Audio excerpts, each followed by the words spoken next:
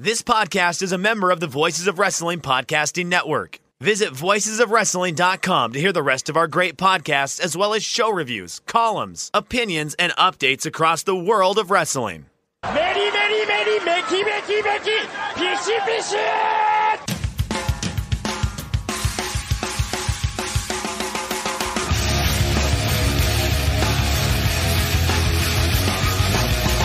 You are listening to the Voices of Wrestling podcast with your hosts, Joe Lanza. X out, go listen to some boring podcast where they're afraid of their own shadow.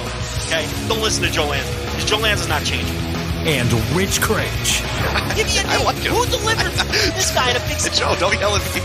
In the big spot, who delivers better than this guy? Stop yelling at me. I agree. And we are live here on the Voice of Wrestling Flagship podcast, presented by MyBookie. I'm Rich Craich, alongside, as always, the king of banter, Mr. Joe Lanza. Joe, how's it going? Oh, you got it that time. No, I didn't fuck it up. Yeah, I didn't fuck it up. I did fuck up whatever your new, I forget what your new nickname was. I was in the midst of saying the king of banter, and I was like, damn it. Like a few weeks ago, he told me that he had a new nickname, and now I forget what it was now, so.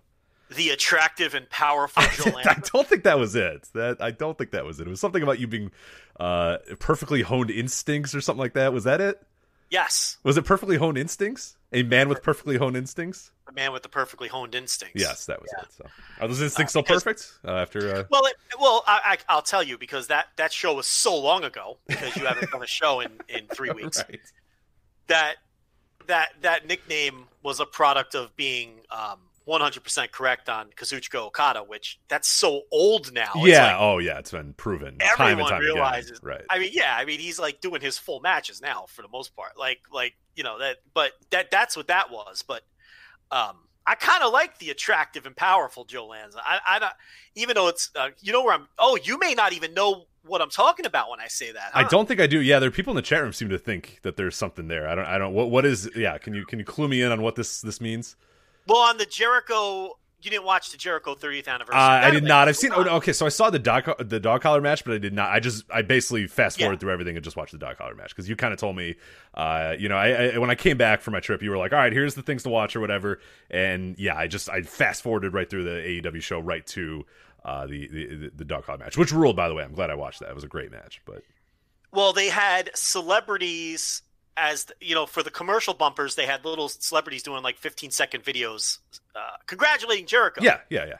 For his 30 years. And one of them was Gene Simmons of Kiss. And he introduced himself as the attractive and powerful Gene. Well, I mean,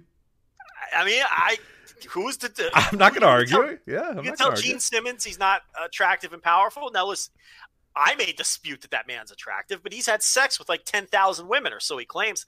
He's one of these guys who claims he has defeated Wilt Chamberlain's record for number of women. Right. Which if you actually do the math on Wilt Chamberlain's record is nearly impossible to do. But with that said, Gene has had a lot more years to do it. So as long as he's still out there, it's tough. That 10,000, it's a high number. I don't think it was possible for Wilt Chamberlain to do so, but 20,000. No. It was like if you actually run the math, it's like, oh dear God, no way. Like that man is, no one has that stamina. No one's like that is a clear decision every single night that all I'm going to do tonight is to have sex with 10 women. That's your plans every night. You can't just have one night where you go, you know what? I just kind of want to watch a movie and eat a steak and go to bed. Like every night you got to bang 10 women every single night. Every night you got to bang 1.2 women. Right. To get to that number, because people have done the math. It's just impossible. Gene Simmons probably isn't that much younger than Wilt Chamberlain. I just mean because Wilt died when he was. Yeah, when did Wilt die? Not when did I mean? How old was he? I forget how old he was when he died, but. But how long ago did he die? Because then it was like 1999 when he died. So he was 63. Simmons, he was 63 then. Okay, never mind. So, Simmons has like 21 years now to catch up. That's what I meant. Yeah, that's what you were saying. How old is Gene Simmons? Oh, sorry, I looked up Bill Simmons for some reason. Not the right Simmons. Yeah, I don't know. I'm gonna guess that Bill Simmons has not had sex with 10,000 women. So. Significantly lower. Sure. Gene Simmons is 71. And Chamberlain was 63 21 years ago. Yeah. So he's like, what? Math, Rich? What, 30 years old? Get out of here. I'm not doing math. So he was No, how old is Simmons? He's 71. He's 71 right now, yeah. So he was 50 when Chamberlain died. He's 13 years younger. So Chamberlain had a 13-year head start, but Simmons has now had 21 years since Chamberlain is dead. Correct, yeah. So in theory, Gene Simmons has had more fucking years. Not more fucking years, but more years of fucking. Yeah, there you go. Right. Just to clarify, yeah, the adjective is confusing there. So yeah, years of fucking is probably. He's had more years where he was of fucking age in his life than Chamberlain has now, right? Because he's even if they both started at an unusually young age, which something tells me they both did. So, because they seem like very virile men who are into the horniness. Although you never know with Gene Simmons, if he was like a nerdy kid who didn't start getting action until he was in Kiss, maybe he didn't start. Right, and that's kind of like, I think Wilt, like, from day one was pretty much like, well, not literally day one, but, you know, pretty early on, I think Wilt kind of knew his lot in life and knew, hey, I'm the best athlete that's ever lived, and type stuff. So yeah, I think he probably got started a little bit earlier than Gene. Whereas as Gene, like, yeah, you could see just from the look of Gene Simmons, you could tell that like a lot of it is that Kiss, everything with Kiss, the makeup, the bravado, the music, like that enhances him greatly. Because you look at a Gene, and again, he called himself attractive and powerful, and again, as you said, he's had sex with a lot more women than I have, so I can't really dispute that. But yeah, you do think he does strike me as a guy who got a late start going. He looks kind of like a dork who, if he wasn't in Kiss, probably right would have less than Bill Simmons if you know, if we're relating to Simmons. I'm just saying because Bill Simmons got married at a normal age. Right, Bill Simmons has probably had sex with maybe 14 women, right? Tops. That's a good number. 14? Like 14, like yeah, and that might be high. That might even be high for Bill. That might be a little high, but he seems like a guy who wasn't a total dork in college and high school. He may have gotten some action. He talked himself into a few. He's a pretty personable guy, so I would think that he got some action in high school and college. But like you're saying with Wilt Chamberlain, he was always fucking freakishly tall and the best athlete when he was starting as a child. Yeah, that's when he was 14 was probably banging 18-year-olds. You know what I mean? Like that's. I think as soon as he could pop a rod, he was probably having sex. Is what I'm thinking, right? Because he was always. What are we doing? Well, we only have a million topics. We only have 17 things to go to. We haven't done a show in 3 weeks.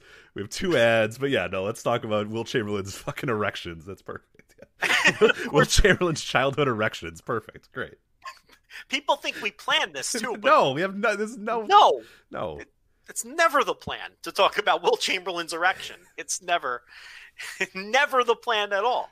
But that's what happens. But that guy's a real asshole on Twitter too. Wilt Chamberlain's erection. I hate that guy. He's a turd. Is that a real account? No, I'm sure it is now. I'm sure someone has done it now. No, it seems like someone that would like tweet at us about how Taiichi's like really, really good and the MVP of the G1 or something like that. You know what I mean? Wilt Chamberlain's erection. Yeah, right. It would be like the real MVP is Yano. Like, okay, of course. Right. Yeah, Gene Simmons' tongue.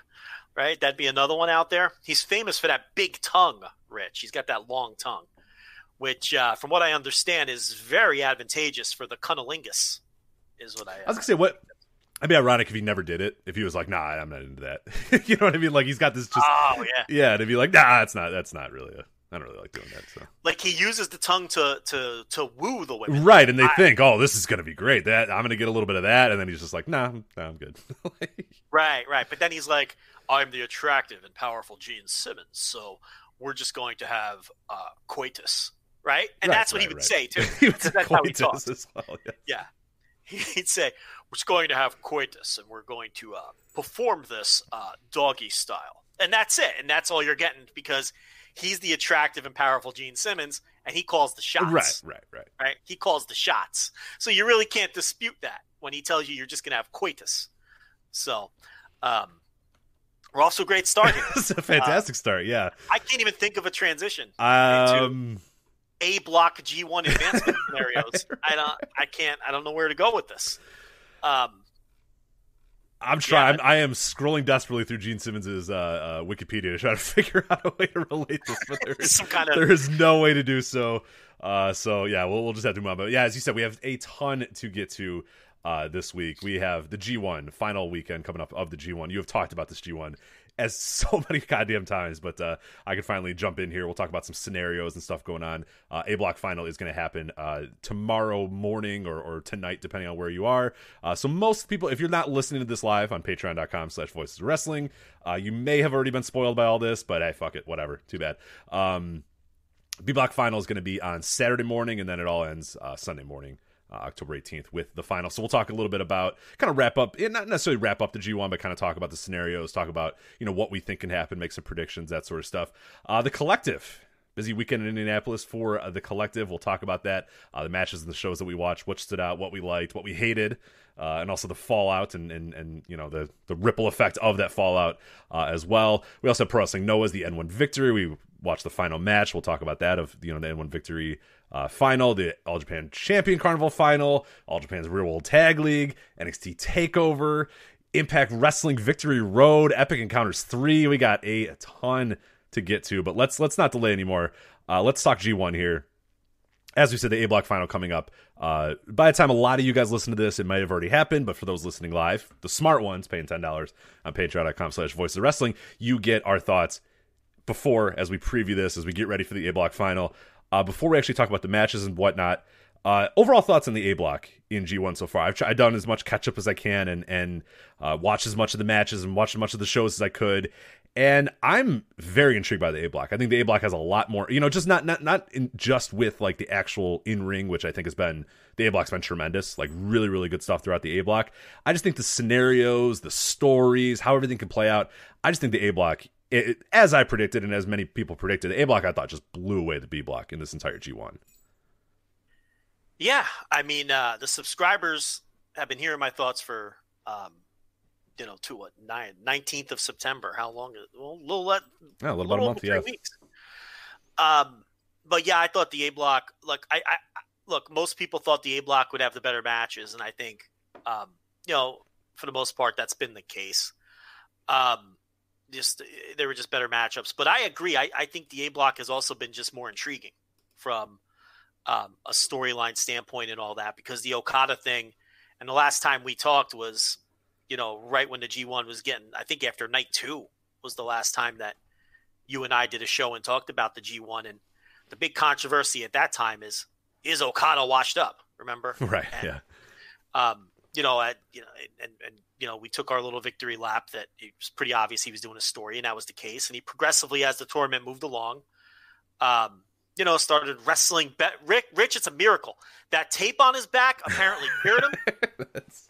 And the loosely applied athletic tape is it.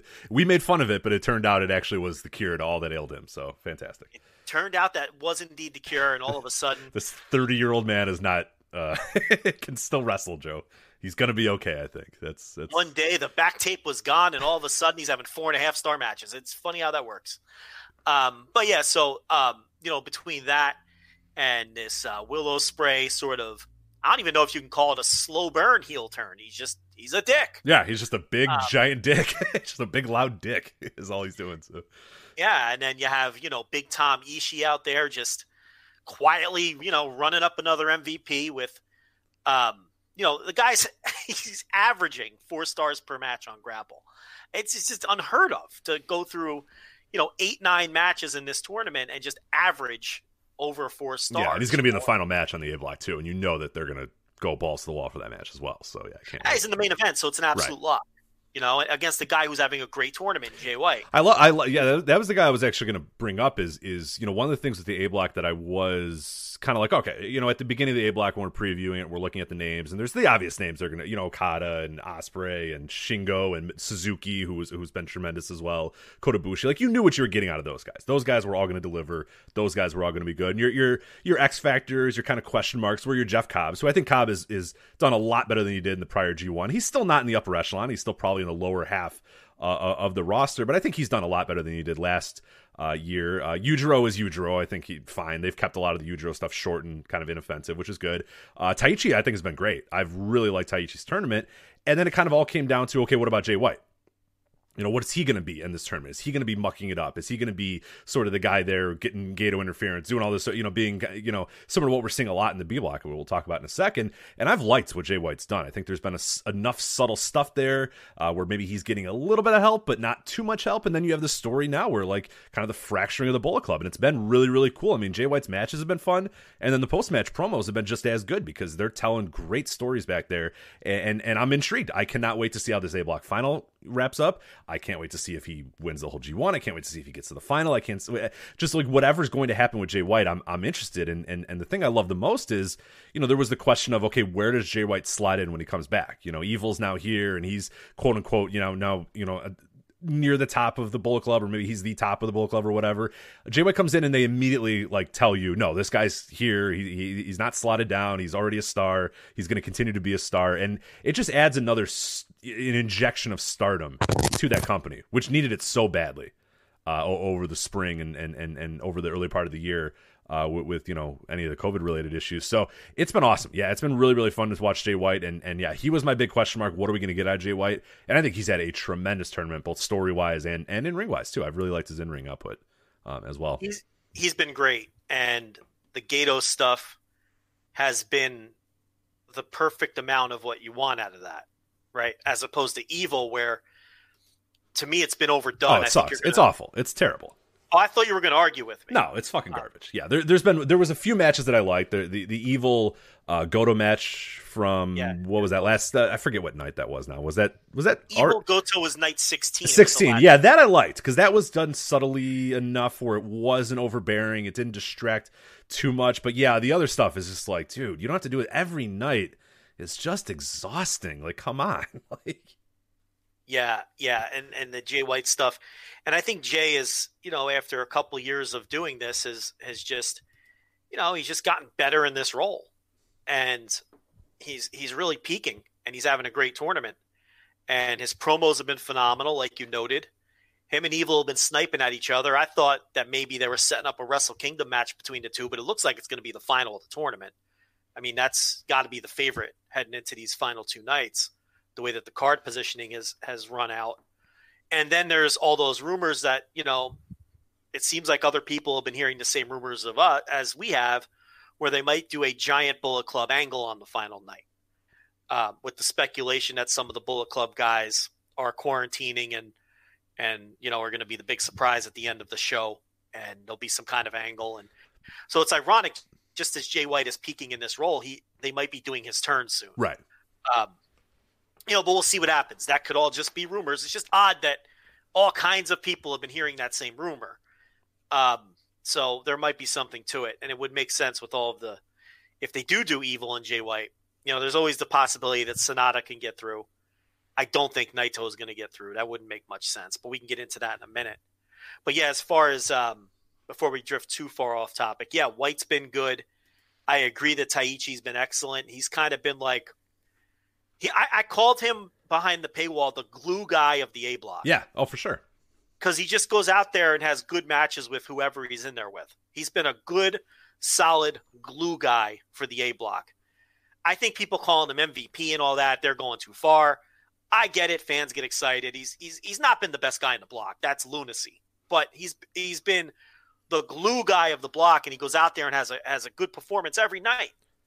And I agree to what you said about Cobb. I think Cobb has been much better than his last G1.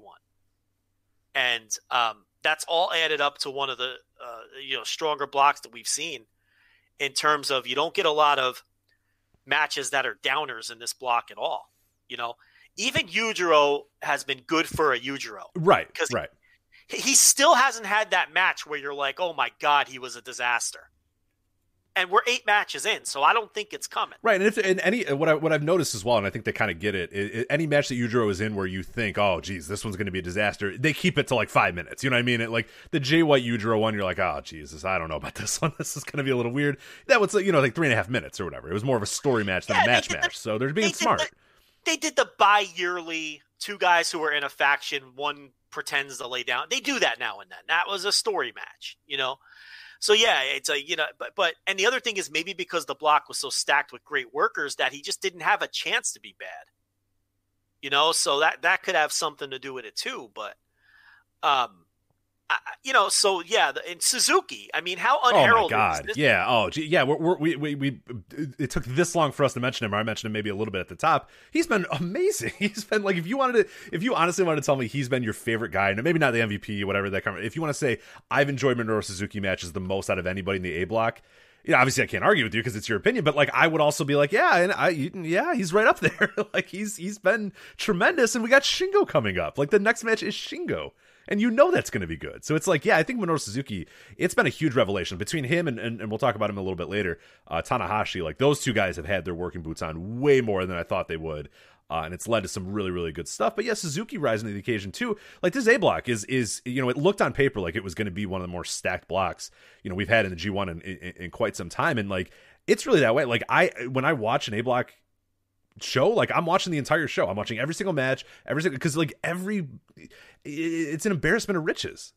You got just a Bushi, what I mean? It's like a Bushi and Osprey is like a match on the night, and you're like, yeah, it was good. And then there's like two other good A block matches. It's like, what I mean? Like in prior years, or it seems like in recent years, like we'd have maybe one or two matches, whereas these A block shows have been like 4 or 5 deep every single night of like stuff that there's something to sink your teeth into. There's something to enjoy. So, given it's a pandemic, given all this sort of stuff, given the lack of crowds, like I think this A block has even overachieved what I thought they were going to do. I mean, I think they've been tremendous, and I forget a lot of times that we're in like a pandemic when I'm watching these A block matches, because they're that good, and I zone out the crowd. I don't really care that no one's cheering and everyone's like, it doesn't matter. It's just I'm watching great pro wrestling for 2.5 hours, every other day. So there's nothing to complain about with the A block. The A block for me, every single night of the A block has had at least 2 notebook matches. Yeah, sometimes 3, with the exception of night 15 where I only had 1, which was Ishii Okada. But the worst quote-unquote match on the show was 3.5 stars. So everything else was knocking on the door. Even on the one night where there was only one quote-unquote, great match, so to speak. Every other night of the tour there's been at least 2, sometimes 3. And that was almost going to happen by accident when we've talked about some of the lower guys, but when you have Tomohiro Ishii and Will Ospreay and Kodabushi and Jay White and these guys and Okada for the second half at least in the same block, you're going to have great matches by accident. We talked about it when we previewed the G1. It's like it was impossible for this block to have a night where the matchups just didn't work, because everyone, with the exception of Taiichi, had the ability Eugero rather, had the ability to go out there and have a great match. So yeah, it has lived up. It's been a great block. And the pleasant surprise has been, Okada and this story has actually turned out to be really fucking good. Did you watch Okada versus Shingo? Oh yeah. What a match. So I don't know your take on this. What'd you think of this? So I saw some people that really, really liked it. Like thought it was like match of the year level, that sort of stuff. I wasn't quite there. I think I went 4.25 with it, I want to say. So like I really, obviously really hated it at 4.25, but like, no, as far as like a story, like I thought it didn't blow my, I think it's not like, I still think Tanahashi and Naito's probably my favorite match of the G1 so far. Who, by the way, we didn't even mention Shingo once in this block. Oh, that's right. Yeah, Shingo also a good wrestler. He's arguably been the second best guy in the entire tournament. But anyway, go ahead. Yeah, but no, I thought it was a tremendous like kind of story match, and then the in ring was awesome too, because you got obviously Shingo and Okada going back and forth. But yeah, and what helped out as well is when I got back from the trip, and you kind of were like, hey, watch this, watch it, all these sort of things. What I was able to do is then just kind of binge Okada matches back to back to back to back, and I basically watched like 5 A block shows in a row as quickly as possible. And when you do that, you saw the progression of the story of, one match, it's like, I can kind of get the Cobra clutch on, but not really. And it's kind of doesn't really work. And okay, I'm going to try the Rainmaker. It doesn't, like you see slowly but surely him getting better. Like you said, the tape comes off, and then it all kind of comes together in the Shingo match, and he locks it in the middle of the ring. He tightens it up. Shingo's like, no, I'm not tapping out to this bullshit move. Like, this move's garbage, and I'm not tapping out to this thing. And eventually he has to succumb to it, even though he tries like hell not to. It's just a great story between those two guys. But yeah, I really liked the match, but I didn't think it was maybe kind of like match of the year level, where a lot of other people, put it up on that pedestal. But that night in general, what was it, night 13 or whatever? I mean, that is a tremendous, tremendous show. I know Dave Meltzer called it like the best 2.5 hour wrestling show you'd ever seen, which is an oddly specific way to reference it. But like, as far as G1 shows go, I mean, that's one that's rarefied air. That we got to go back to many, many years to find a night top to bottom that I think was that good.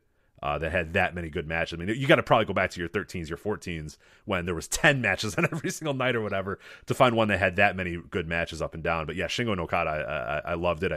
I maybe didn't love it on the level that some others did, but tremendous story. Well, see, I don't think the work alone would put it into match of your caliber. When you combine how the story all came together in that one, he takes off the robe and there's no back tape. First thing I noticed. And I'm like, oh, okay, this is going to be different. And then it was. He hits the picture-perfect dropkick. He got so high on that dropkick, he almost missed. Oh, it was nuts. Yeah, and one thing you can always tell with Okada, too, and I did note it in this match, too, and I'm glad you mentioned it, the way he takes off his coat is always very important. Like, when he's feeling it, when he's confident, I'm going to watch, the old G1s through grade 1 and then patreon.com/voices of wrestling as well. And remembering back to, the days when he was wearing the long johns because he'd broken down and all that sort of stuff. Yeah. And like, when he, and earlier in this G1, he would kind of like casually take the jacket off and just kind of like put it off to the side or whatever. And when that happens, it's like, Naito in the t-shirt or, those guys like, we always say, or, those, where you're like, he's not giving full effort. He rips that jacket off this time. He's ready to fucking go. No tape. Yeah, no tape. And it's like the picture-perfect dropkick. The tombstone was with no struggle.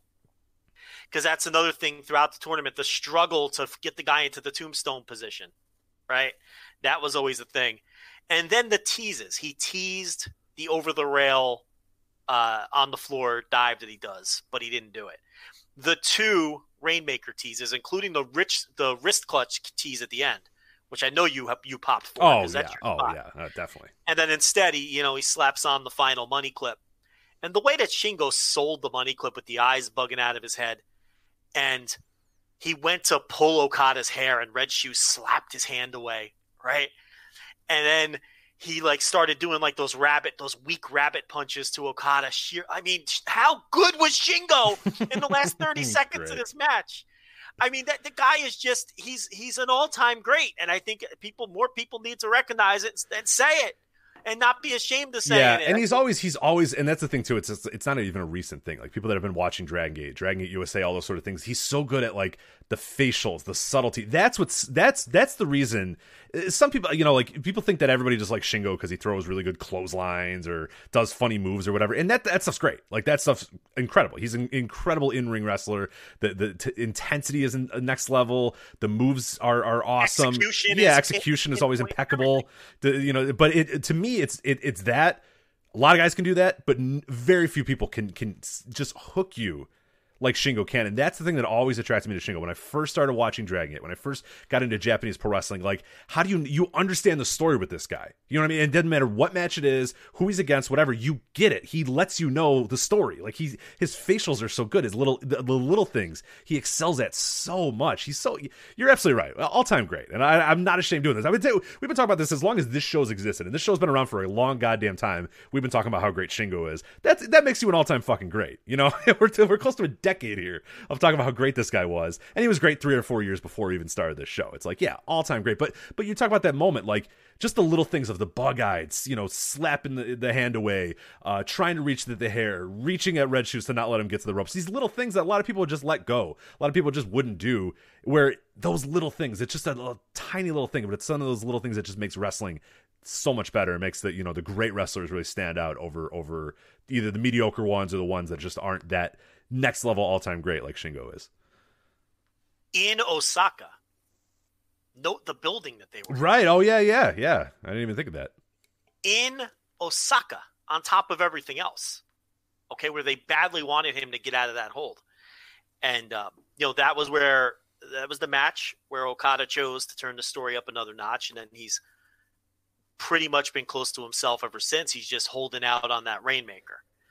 But they, he beat, you said you watched all the matches in succession. He beat Taiichi. He beat Minoru Suzuki and Taiichi with the straight drop down pin that he beat Omega with in the best of 3 falls match for one of the falls. And he beat Jericho with at Dominion. Okay.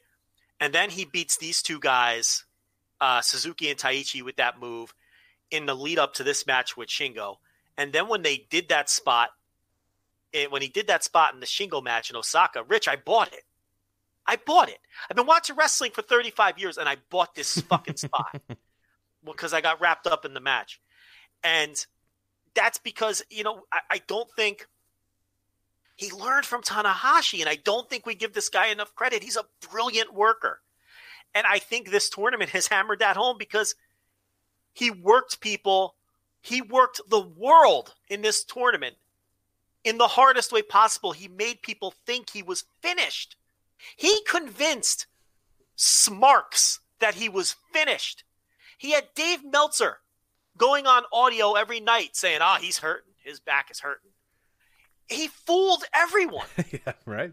That's what pro wrestling is. Yeah, this guy. And you're absolutely right that the comp to Tanahashi is tremendous as well, because how many years have we gone on this show and said, guys, I don't think Tanahashi's bicep is actually torn, and my proof is that Zack Sabre Jr. just ripped his bicep for 25 minutes straight, in a match or whatever. But people say, oh no, he tweeted it out, or you can tell that the way he's working, and it's like I love it. Like, it's brilliant because that's pro wrestling, like you said. He came into this tournament after the Ibushi match and Taiichi match with Eugero, not Taiichi, with people thinking he was finished, he was done. The speculation, is he over? People didn't want to watch the matches anymore. He's physically shot, and he's leaving this tournament. Rich, he might be the fucking MVP of the tournament. I mean, I don't know if he'll get all the way there, and I don't like the match positioning going third from the top. That'll hurt because I don't think the block is ultimately going to be about him. It's going to be about Jay White. But I mean, Rich, this is the definition of work in pro wrestling. He's literally pretending, working people, or lying to the public, whether it's an injury, faking whatever. But hooking people into your story by faking that something is happening when it's really not actually happening is pro wrestling, believe it or not. But people, like you said, I think you tweeted it out, that people think that they're really smart and always think that they, and that's rightfully so. Like wrestling fans, that's especially people that listen to the show or go to our website or whatever. We attract a very intelligent wrestling fan, and they always have it figured out. Oh, this is what's happening. That's why that's happening. All that sort of stuff. And yet here we are, people saying Okada, oh geez, this guy's done. This guy's toast. This guy's garbage. All that sort of stuff. And it's like, he's that good of a worker, and he's done this. Not necessarily this exact story, but he's done these sort of things a lot. And I don't know why people are kind of surprised when he does it again. And I think he's a guy who generally, he realizes that he's, 31, 32 or whatever, and has done a lot in wrestling. So he comes up with these little micro stories for himself, these year-long stories, these half-year stories to entertain himself. So whether it's, hey, I'm pissed off and depressed that, I didn't win the title, so, I'm doing it about the grade one right now. Like he goes to the Tokyo Dome where he's going to beat Tanahashi to win the title, and he loses. And that's the famous scene where he's crying, he's bawling his eyes out. Well, then the next month he loses to Bad Luck Fale, and he's on a losing streak. It's like, fuck, what do I do now? Like, now I even lost to Bad Luck Fale, and then he gets it back together slowly but surely, works his way out through the G1, all that sort of stuff, yada yada yada. And there was the pants thing a few years ago too, where the same sort of thing happens. He kind of breaks down mentally, and it wasn't that he was bad on purpose. It was just that he was weird on purpose. It's like, what the hell's wrong with this guy? It's like, is he just going to decide to wear pants now all of a sudden? Like, why is he doing this? And then he comes out on Tokyo Dome, takes that robe off. He's wearing the shorts. People go nuts, and then he has a tremendous match and wins. And it's just like, this is what this guy kind of has to do to interest himself. But that's what wrestling is. Like, I'm glad. That's awesome. Tell those stories. Tell stories. Give a narrative, do that sort of stuff. Have fun with it. No problem whatsoever with the way he's gone about this. So, isn't the name of the game manipulating emotion? Absolutely. So try to follow. Oh, it used to be. I think. I don't know. I don't know what wrestling is anymore when we talk about the collective. Well, Rich, I can admit that I don't know anymore, really, I guess. But I like great matches as much as the next guy. Obviously, we are great match whores. That's what we are. We've always been that on this show. We run a match of the year poll. That's like what the site is known for. Okay, so I'm not going to sit here and pretend that I don't love great matches. But at the same time, I don't think there's any other way to analyze this guy's tournament except for his work has been fucking phenomenal. Because he achieved the objective he set out to. He made everybody think he was terrible. This guy, he convinced the world that he didn't have it anymore because that was the story. And he legitimately fooled everyone and made them believe that was the case. And isn't that the definition of a great worker and great work? But it's like nobody, myself included, will put that on the same level as like Ishii just going out there and having great matches every night. But isn't it in some ways more admirable to achieve great work in the way that Okada has done. Yeah. It in this Oh, tournament. yeah. I mean, especially now, especially in 2020, where, you know, and well, maybe not this year specifically, but in this generation of wrestling, where like we're seeing great matches all the time. Like the high level work, the work that we talk about, the matches that we talk about, like that stuff's commonplace. That's pretty normal. Most wrestlers these days, you know, the upper half of wrestlers these days can all go out there and have a great 20 to 30 minute match, a tremendous match, kick out of a bunch of stuff, get you going nuts, have you chanting "this is awesome." Like a lot of guys can do that. People figured that out. Like the athletes are better today. There's better work ethic. That sort of stuff is easy to do. Now it's actually it's very interesting, and we'll talk about it again, of course, when we talk about the collective. But like you always say, like the new work is the old work, and that's kind of. To me, something I really love now is like, look, you're going to break the mold. Instead of going out there and Okada could have went out there and had 7 really good, solid 4-star matches. You know what I mean? He could have just done that, did his normal shit, and it would have been fine. And we would all have said, yeah, Okada had a great tournament. You know, he's always good. He's Okada. He's good. But like, he decided, you know what? I'm going to have some fun here. I'm gonna create this story. I'm gonna work this narrative and weave this narrative in, and like especially in this A block too, it really stands out because it's like this A block was filled with great matches. So it's like you can do this, you can have a little fun and tell this story. And dude, I'll take. Or it's leading to a big picture story which is I think it is. Right, it's not even necessarily him just out there fucking off because he can. You know, this could be leading to something. Remember, he could win the block. Right. You know, so it's like there's that aspect to it too. And here's the other thing: if he just went out there and had 9 great matches, are we spending 20 minutes talking about it? No. So it's like, you know, that's why I say it's just we've come so far from the last time we talked about this. But I think his work has been incredible in this tournament, and it's to be admired. And you nailed it with the new work is the old work, and you know, it's something I say all the time when these kind of things happen. You have to find new ways to work people because everyone thinks that they're so smart now, and we all think we're so smart, and none of us want to be worked. That's the other problem with wrestling fans, the type that listen to this show, and people like me and you. We don't want to be worked, and one of my things lately in the last couple of months has been just let yourself be worked. You know, because a story like this, and what's funny is Hiroki Goto then did the same thing in this tournament for 2 straight nights. It's so Goto. It's so Goto, by the way. Is that not the perfect Goto thing? Is that not the perfect Goto thing? Is say, that's a cool story. I'm going to do that. And it's like, no, we're already doing it, man. And someone else already doing it better than you. No, I'm going to do it. Like, okay, fine, whatever. But everyone was convinced his shoulder was shot, right. You know, because he had Yano and someone else, so he did it in back-to-back matches. And then he comes out and has that fucking killer match with, who was it on... the Tanahashi match. Yeah. Oh yeah. And it's like, well, what the fuck? His shoulder was never hurt. He went out there and he's doing Tanahashi's like doing fucking arm bars and trying to rip his shoulder off. Like, you know, it's like they got us again. They got us twice in the same fucking tournament because we all think we're smart, but we're not. And we forget sometimes that these are professional con men. These are professional con men. This is what they do. Yeah, professional liars. Athletic professional liars. So yeah, and they can't get us anymore with traditional pro wrestling stories because, you know, we're all too fucking smart. So what did they do? The new work is the old work. They've now convinced us. They do it in other ways. You know, they have to make it. The works have to be more realistic in their base. Like, oh, well, this guy, you know, he's got a lot of tread on the tires and he's got a bad back. And that's the new work. It's the old work. It's how it used to be.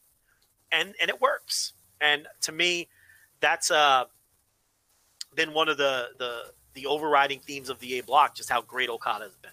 So.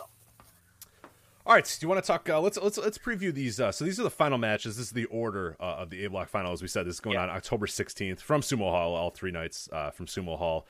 The match order, always very important for these things. So we'll talk about the matches, then we'll kind of go back and discuss which ones are important, who's still in the mix, all that sort of stuff. Yota Tsuji, Gabriel Kidd is your opener, which, by the way, and I guess we should mention this as well, I am all in on these Young Lion things being the openers. If forever, I know it's going to go back. If next year everything is fine, we're going to go back to the multi-man tags and the 3.5 hour shows or whatever.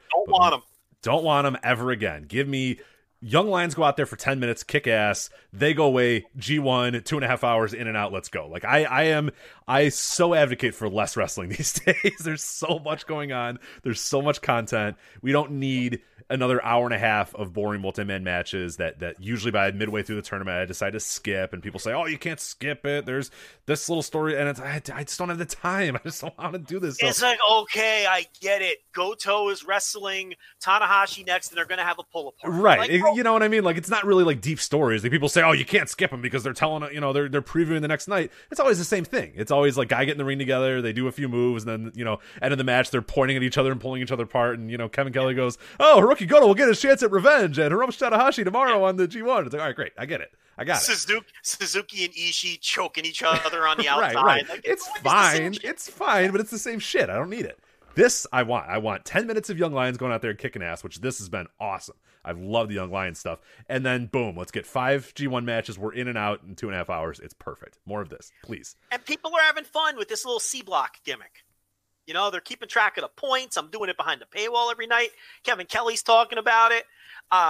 They're definitely booking it to fuck with us because they've been within like 2 points of each other. Yeah. For the entire for thing. For sure. So, it's so much better. My God, these shows are so much. They're neat. They're tidy. You don't turn it on and see a 3-hour and 49-minute runtime and just roll your eyes and go, oh, fuck my life. You know what I mean? They're all like you're saying. They're like 2 hours and 20 minutes. You're like, fuck, I can do this. Skip the intermission. You're really in business. So, yeah, total agreement. So the first night of A Block final, you got Yota Tsuji and Gabriel Kidd. Where does that line up in the C Block standings? I have not been following the C Block. I can't say definitively the scoring of it, but what are the implications of this Yota Tsuji Gabriel Kidd match? Tsuji's in first with 12 points. Uemura has 11 and Kidd has 9. So we're on the back end of there's only 2 matches left that we know of because there's no card at all announced for the final night, of course. And we don't know if the Young Lions are going to wrestle on the final night. So we've got Tsuji and Kidd on the 16th, on night 17. And then on night 18, you have that in front of you? Yes, yeah. That's Yuya Uemura and Gabriel Kidd. So Gabriel Kidd has 2 chances here to get on the board. So that means everyone's still alive. So, because if Tsuji beats Kidd, he goes to 14 and nobody can catch him. So Tsuji can win it on night 17. We all know Kidd's winning that match to go to 11. And then it'll come down to Uemura and Kidd tied at 11. If they draw, it's a 3-way tie. Or the winner wins the fake block. So here's what I think. I think Kidd's going to beat Tsuji, and then I think Uemura and Kidd are going to draw. And they're all going to finish with 12. What do you think of that? It seems perfect. Yeah, it seems like Gabriel Kidd doing it back-to-back nights with us not knowing what's on the final. I like that. That's a pretty cool story. I think that's a good way to go, too, because I think all these guys are kind of on equal footing right now. I don't want to say that any one is really kind of, in terms of booking-wise. Like, I think Uemura is, like, better than all of them, because I think Uemura is fucking incredible. But in terms of, like, where they are pushed-wise and where they are kind of ready to graduate-wise, it feels like all 3 are kind of on the same level. So I like the idea that they go through all this grueling 18 nights or whatever, and then they just fucking tie. Like, I kind of like that. They all just, get in the ring and bow or whatever if they really wanted to, or Kevin Kelly can just say, oh my God, it's a tie, or, I think that's a good way to do it. It's a nice little nod to the people that have been paying attention. Because if you weren't paying attention, you wouldn't know, but those who are paying attention, it's a nice, cool thing. That's like, that's cool. They all kind of tied. So I'd like that if they do that. Yeah, that's what I feel like they're going to do. But, yeah, and they're all going to have the same amount of matches at the end of it. Again, unless they do a match on night 19. So who knows? And then as far as our block matches here, we have Jeff Cobb and Eugero. This match has no implications, or does it? Does it? This is the interesting part now, because you got 2 eliminated guys. What could they possibly have to do with this? How could they possibly be in the mix? It's Jeff Cobb and Eugero. How are they possibly? It is. Joe, can you make sense of this convoluted scenario that allows Jeff Cobb and Eugero to be a very important match? Well, I'm not going to go through it all, but people can, if they want to go through the whole thing, just look on Chris Charlton's Twitter feed. He went through it all the other day. But basically, for Will Ospreay, there's also a post by yours truly on voiceofwrestling.com as well that also does it. So. Oh, there you go too. So we got it on our own site. Fuck Chris Charlton. That's what Rich says. Rich says, yeah, I've always, Chris knows that I absolutely despise him. So the nicest guy. I don't know why you blew him off. No, I like Chris. You blew him off though. Rich texted me. He said, "Fuck Chris Charlton. It's on our site." So I don't know. He was always been nice to me. I don't understand the hostility, but yeah. So my one cough per show. People behind the paywall know full well I get the one cough per show. What was I talking about now? The convoluted Cobb Eugero and how that might play a factor into the yeah. decision. So it's not going. By the way, it's not going to. Full disclosure, it's not going to happen. But it's just fun to talk about it. So Will Ospreay needs to win, and then have Ibushi and Jay White lose, and then force a wacky multi-person tie scenario where it goes so far deep into the tiebreakers that the results of Jeff Cobb and Taiichi matter. So basically, Eugero has to beat Jeff Cobb. So that match isn't entirely meaningless. That's basically the gist of it. But Rich, go ahead and plug wherever we have it. Yeah, voicesofwrestling.com, and this is from our friend Thomas Fishbeck, who obviously is a contributor to the website. Big Tom Fishy. Yeah, that's your boy right there. So I'm going to read exactly what he said, so if people can kind of make sense of this. So you ready here? This is from Big Tom Fishy. All right. He says, quote, "If Cobb beats Eugero, Cobb and Taiichi are on 10 points. All three wrestlers involved in the tie will have a 1-1 record against Cobb and Taiichi. It would go to the next level, 8 points, which would be Ishii and the winner of Suzuki versus Shingo. If Suzuki wins, Osprey and Ishii will be 2-0 against the 2 on 8. White will be 1-1. Ibushi beat Osprey, so Ibushi advances. If Shingo, yada yada, whatever. Yeah, I have to read the whole thing. It's ridiculous. It's insanely convoluted. If you want to go to the website, you can read it. But essentially, yeah, if Cobb beats Eugero, then and Will gets all his things to work out, it creates some ungodly, ridiculous tie that eventually... Eugero has to be Cobb. Oh, that's right. Eugero has to be Cobb. Here's the thing. The bottom line is this. A lot of people thought Will Ospreay was eliminated when he lost to Cobb, but he's not. He could not be eliminated on that night. In fact, if you go to New Japan's website right now, New Japan says that Will Ospreay's alive. So he's not out. I don't know why people think that. He's still alive. This scenario, look, he's not winning the block, but he's alive, and New Japan acknowledges that he's alive. So even with the 10 points being behind the other three, there is an inside straight for Will Ospreay to win the block. Right. It's not easy. There's a lot of things that has to happen, but he is not officially eliminated. So that's a match that, at least you kind of semi keep your eye on, but probably not. So it's probably Cobb will probably beat Eugero, and then just we'll move on to the next, or the rest of our lives after that. So Shingo and Minoru Suzuki, I believe this has no implications other than maybe future title matches, maybe just a big spot for Shingo Takagi, maybe the way for him to get up to 8 points. Like there's a lot of stuff that can happen with it, but I don't think it's going to have any bearing obviously on 100% meaningless in terms of like who wins the block. So just go out there and have some fun. Shingo and Minoru Suzuki. It's the two guys feuding over the Never title is what it is. Exactly. So future title shot, future title match, whatever is probably what you're going to get there. So Okada and Osprey, and again, this one does have a lot of implications because the idea was, okay, why did Osprey lose to Cobb the other night? Well, why he had to lose is because like if they didn't have him lose, then he had a real shot at winning the entire thing. And I think they realized, wait a minute, we don't want to have like Osprey be in the driver's seat here to win this thing, and so that's obviously what causes the Cobb win to happen there. But Okada, obviously his path it's pretty simple. He wins. He wins or draws, and White and Ibushi lose, and he's through. So he kind of controls his destiny. For Okada. So. He needs to win and then peek through the curtain and hope the other two guys with 12 lose. That's it. Because they both beat him, so he doesn't have the tiebreaker against either one of them. I have a theory on why Osprey lost to Cobb. Yeah, what do you got? Because it's one of the more puzzling G1 booking decisions I've ever seen. Why would Cobb beat Will Ospreay when they could have had a scenario with 4 guys with 12 and had everybody, deeper in the mix? There's a red flag there. Why do you do that result? It did not make sense. This is what I've come up with. I think Jay White is winning the block. But I think they want Will Ospreay to beat Okada. Oh, no, for sure. I think that's absolutely what the plan is. So here's the thing. But if Will Ospreay came into the night with 12 points, there's no way for him to beat Okada and for Jay White to win the block. Right. I kind of alluded to that. Maybe I didn't explain it well enough. Is like, if you have him up there at 12 points, they kind of fucked around and he's actually like the block leader. And then, if you want to tell the story where he beats Okada and Okada loses or whatever, you can't because then he wins the block. So, well, you could still have him lose to Okada to knock him out.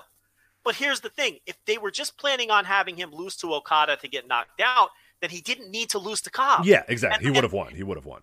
And the Cobb loss otherwise doesn't make any other sense for any other reason. So I think that's a tip-off that Osprey might be beating Okada. Yeah, I think so too. And a lot of people will listen to this after the match happens, and we might look stupid. But otherwise, I cannot figure out any viable reason why Jeff Cobb would have lost that match. I think Osprey had to come into the night with 10 to ensure that White wins the block and Osprey beats Okada. And while White still has the ability to win, because White could not win the block if Okada came in with 12 and if Osprey came in with 12 and beat Okada. And I think the idea is for White to win the block. So I think in order for both of those things to occur, they had to have Osprey lose to Cobb. Because, Rich, otherwise, what the fuck is the point of him losing to Jeff Cobb? Yeah, well, we'll see. Yeah, if he ends up losing to Okada and Okada wins, it'll definitely be it'll definitely be a head scratcher. It wouldn't matter. Yeah, because then it doesn't matter. Like, Will could come in with 12 if Okada was going to win it. That doesn't matter because Okada could just beat him. And then Okada has 14. And then the other two guys lose. So that's why I'm saying, like, the loss to Cobb, the only thing it could possibly signal is that Osprey's beating Okada. If Jay White's going to be the winner. So, I don't know. That was puzzling to me. And that's the only other scenario would be, all right, well, maybe they're setting up Cobb challenging for the RevPro title. But doesn't that seem like, I don't know, are they going to do that to set up a title match for someone else's belt? I don't think. I think it was just a way to get out of having Osprey be in that mix there and to have him still, it takes that loss and then beats Okada. But I don't like it. To me, it almost strikes me as like they maybe. I don't want to. Usually they don't do this. Usually they're pretty locked up. They pretty much understand everything that's going on or whatever. I kind of get the feeling with that match that they maybe looked at it and said, "Ah, fuck! Like Osprey might win this thing if we don't have him lose here." So we have to, because it did seem completely out of nowhere. But it's just that's not usually how they do things. No. I think it was well planned out. I just think, if the goal is to have both of those things occur, you had to have Osprey come in with 10. Right. With but Osprey, you do wonder if he could have taken that loss somewhere else. You know what I mean? But I guess that's fine. You do, but here's what they also accomplished. The Cobb loss didn't even knock him out. So you kind of win on all ends. Mm-hmm. He's still alive. They're still telling you he's alive, right? You still get that match, but it's like, it's just, there's a red flag there. Right, and I think the other thing, too, is Cobb's not a dork to them. You know what I mean? No. Like, I think they think that Jeff Cobb is an important part of their future. More important than a lot of fans give it credit for. But here's the only thing that gives me pause. Do you really want Will Ospreay getting that first win over Okada, third from the top on the show? I don't love it, because he's 0-4 already with them. They've told a really good story that he's kind of the understudy. I hate the idea that they're third from the top on this show, because now it just lets me know, okay, you're right. I don't love it. It just feels kind of icky. That feels like a main event. That feels like you can let that settle and let that simmer for another 6 months, for another year, or whatever, and have that main event a show, or have that be a bigger deal than just kind of thrown together third from the top on a G1 final where it'll be completely overshadowed by who wins the block. So I'm with you. I don't love it, and that's again not something they usually do, is throw away matches like that. So I don't know. It's strange. Yeah, so it's like I don't know if they would do that big win third from the top, but it is a G1 final. It is a G1 block final. It is Sumo Hall. It's not like it's a small. It's not like they're doing this at Destruction and Bipu. Right. It's third from the top on a really big show, but I still feel like that big win should be a main event. And what's probably going to happen is Okada's going to go out there and beat him anyway, and then it's going to be like, well, what the fuck did Jeff Cobb beat him for? It doesn't make sense, because you could have just had him beat Cobb and then get eliminated by Okada. So I don't know. We'll see. But I've been fascinated with this Jeff Cobb win over. I've been talking about it for 4 days. It's an interesting one. I can't get enough of this. It's fascinating to me. But anyway. I will also recommend as well, there's another article, we'll probably reference it throughout the night as well. Jay Michael, who I know is in the chat room right now listening, did a really cool story that's up at voiceswrestling.com right now, looking at historical final nights of blocks and where things usually play out, and where these wild scenarios we come up with, how often these things actually happen, and how often it's just like the guys who come in, they just, who's ever in the final, we always say it, like, it sucks when we know the final match orders, because it's like, the guys who come in, they win and they move on. You know what I mean? Like it's pretty much that's how it goes a lot of the years. But there's some fun stuff here and there. There are some interesting oddities throughout the history of these G1 finals nights. But the more obvious thing is whatever match's finals is probably going to play the biggest part in the guy's moving forward. But we'll talk about it anyway. It's at least fun. Well, that's why Jay White's the big favorite. Yeah, absolutely. Let's move on to the next match here. We got Kodabushi and Taiichi. Those guys, obviously, Taiichi is out of the mix, but Kodabushi's still in the mix. He needs a win, and White needs to lose, and then Ibushi moves forward. And it's pretty interesting that, like, literally 0 people on Earth have picked Kodabushi to win this thing. Nobody has any faith that he's going to win it, and I'm not going to tell you that I have any faith that he's going to win it, but it's so funny given that, like, his story would be so simple. He just needs to win and move forward, but people are just not even... more people you would expect a weird Osprey thing to happen than Kodabushi just to win and move forward. And do you kind of fit in that category as well? Do you have any percent chance that he's moving on? No, I think Ibushi's clearly my number 4 pick. I mean, I think Jay White is like 90% at this point based on the match order and the stories they're telling. Okada would be second. I'd even put Osprey ahead of Ibushi. I think Osprey beating Okada and then having everything else fall into place and winning the block is more likely than Ibushi winning the block for the 3rd year in a row going to a final. There's just no point in that story right now, And Will Ospreay, with the character that he's doing, this cocky like asshole thing, is the perfect guy to quote unquote not back in because he has to win to get in, but to kind of win without being in the ring in the final match. I don't think they would advance Okada peeking through the curtain.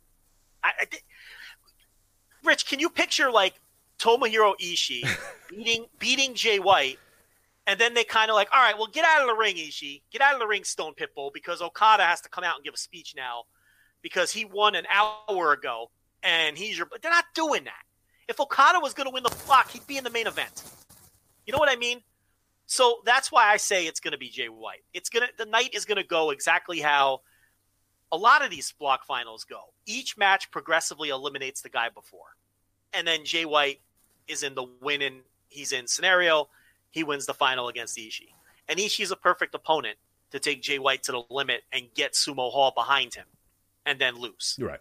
So I think it's going to be Jay White. Yeah, I do too. And I guess that gets to our final match there again, Jay White and Tomohiro Ishii. Ishii goes in without anything to fight for, which is actually interesting that, and again, J. Michael wrote about that in the article, that only Davey Boy Smith Jr. and Minoru Suzuki, both in 2014, went into the block final match mathematically eliminated before the final night even began. So it's a rare thing that where one of the guys has nothing to fight for except for pride, and what better person to do that than Tomohiro Ishii? You know what I mean? Like how that Sumo Hall, it's like beat Jay White, don't let him go through, and goddamn it, it's Tomohiro Ishii, and we'd love for him to win in front of Sumo Hall type thing. So that's really cool. It's a really cool story. I like that they're doing it, but like you said, it kind of tips off to me that like there's no. I mean, it's so obvious to me that Jay White is moving forward with this thing. It's just to me that I might be wrong. People listening to this might say, "Oh, you idiots! I can't believe you." But like to me, it perfectly fits with the way they're doing it, the way they're pushing him, the way the story's going on. I don't know if he's going to win the G1. I don't know if he goes on to Wrestle Kingdom, but I think that it's pretty clear to me that Osprey beats Okada, Taiichi beats Ibushi to kind of keep that thing going because they feuded all year with the tag belts, and then it just comes down to Ishii trying to win it for Sumo Hall, win it to keep Jay White out of there, but Jay White wins. And people have brought it up as well that there could be a big angle too that we don't know about. They turn on it. Yeah, I don't know. Who the hell knows what the hell's going to go on? Whether that happens on this night or if it happens on the actual finals, who knows? I mean, this is why I say the A block is so intriguing, because at least there is a little bit of thought and a little bit of interest in who is going to move forward. Even if I do still think it's probably going to be Jay White, but even then, you got to kind of think of stories that are going to play off that and branch off of that. So I'm excited. Definitely. You could do the Bullet Club angle the night before, I guess, but doesn't it make more sense to do it against Evil? Right? So, yeah. I mean, rather than do it against Ishii? Yeah, I would agree. And do you want to put Kazuchika Okada through as a block winner based on a giant angle that cost somebody a match? Right, again, that's a weird story to me. Now, if it were Goto or something, yeah. And like I'm saying, if it's Osprey with this inside straight, sure. Okada, though, I don't buy it. They're not going to put Okada through in that manner. If Okada was going through, he'd be in that main event. He'd be busting out the Rainmaker to beat Osprey, and that would be that. So I don't think they'd put him through from the top if they're putting him through. But let's get to the B block. All right, let's talk B block. So overall thoughts on the B block before we kind of get into the actual matches themselves. there's been some stuff I've really, really liked. Like Tanahashi and Naito, like I said, one of my favorite matches of the entire G1, maybe my favorite of the entire G1. I think Goto's had a pretty good tournament, like you said, when he wasn't faking his shoulder injury, but then, the match with Tanahashi was good. And I enjoyed Goto and Evil more than I thought I would. Zack Sabre Jr. I thought's been pretty good. Kenta's been hit or miss. Yoshihashi, I guess, has been better than I expected. He's been a pretty, good participant, but there's just been so much muck and so much that I'm just not loving. I mean, Evil, I think, has just been, by and large, pretty terrible. And I really want to, because I think this guy might go through, and this guy might be in the G1 final, and I think it's worth talking about. Is Sonata ever going to happen, or is this just what he is? Because he stinks. I mean, this would be the worst G1 performance for a G1 winner ever if he wins the tournament. That's what I mean. I'm so worried about it. Like, I'd almost fucking call an audible and say, nah, bro, you've had a month to prove that you deserve this, that you want this, that you belong, and he's just sleepwalking. It's just like, God damn, like, what are we doing? It just sucks. It's not bad. It's just not good. You know what I mean? It's less bad than it is just not good. And everyone's kind of looking at him, and he's a popular pick, and I get it. And obviously the match structure of this final night lets you know that he's a popular pick to move on and go to the final, and whether it's him or Evil or whatever. But like, dude, we need something more. Let's get some juice. Let's get some energy. It's the G1. Let's go, man. Come on. You're just not having 25-minute matches, dude. Come on, let's go. No, he hasn't been good. His best match was against Tanahashi. That was also his best. That's real fucking hard to do. Yeah, like, you know what I mean? And they always have good matches, right? Because he's one of the greatest wrestlers of all time. So yeah, it's hard to. Yeah, it's one of the guys. I think it's the guy he probably has the best chemistry with, and but otherwise, he's just he's been a bore. He's not been good, and it's scary that he might go to the final and might win. Evil is what he is. I mean, look. It's been as bad as we feared with Evil. I mean, most of the interference with Togo is just egregiously bad with no effort or thought put into it, no creativity. I mean, there's a couple matches where Togo has just jumped into the ring in full view of a ref who isn't even distracted. Yeah, which sucks. That shit sucks. Like, come on. And it's like the ref, there's no ref bump, there's no ref distraction. Togo just jumps in the ring. And it's like, at that point, you're not, like, it's a total loss of suspension of disbelief. And it just... So the Evil stuff has been just as bad as we all feared. Now, I think he's going to win the block and face White, and they're going to do whatever big angle they're going to do. I think, that's what's going to happen. I won't be excited about Evil versus Jay White. How can you be? I'll be excited about whatever's going to happen at the end of the match. I'll be looking at my wrist. I don't even wear a watch. But still, hypothetically, yeah. Looking at my wrist, waiting for, in about 20 minutes, I'll be interested in what's going to happen because the match itself isn't going to be any good. Because the Togo stuff ruins everything. So, I mean, and the B block as a whole, I mean, I don't know. It's been the same shit every night. It's just hasn't been very good. And it's Evil with his bullshit and Sonata sleepwalking through his matches, and Juice has not been good. No, Juice has stunk too, and he's usually delivered a lot better on G1s. This has been really bad.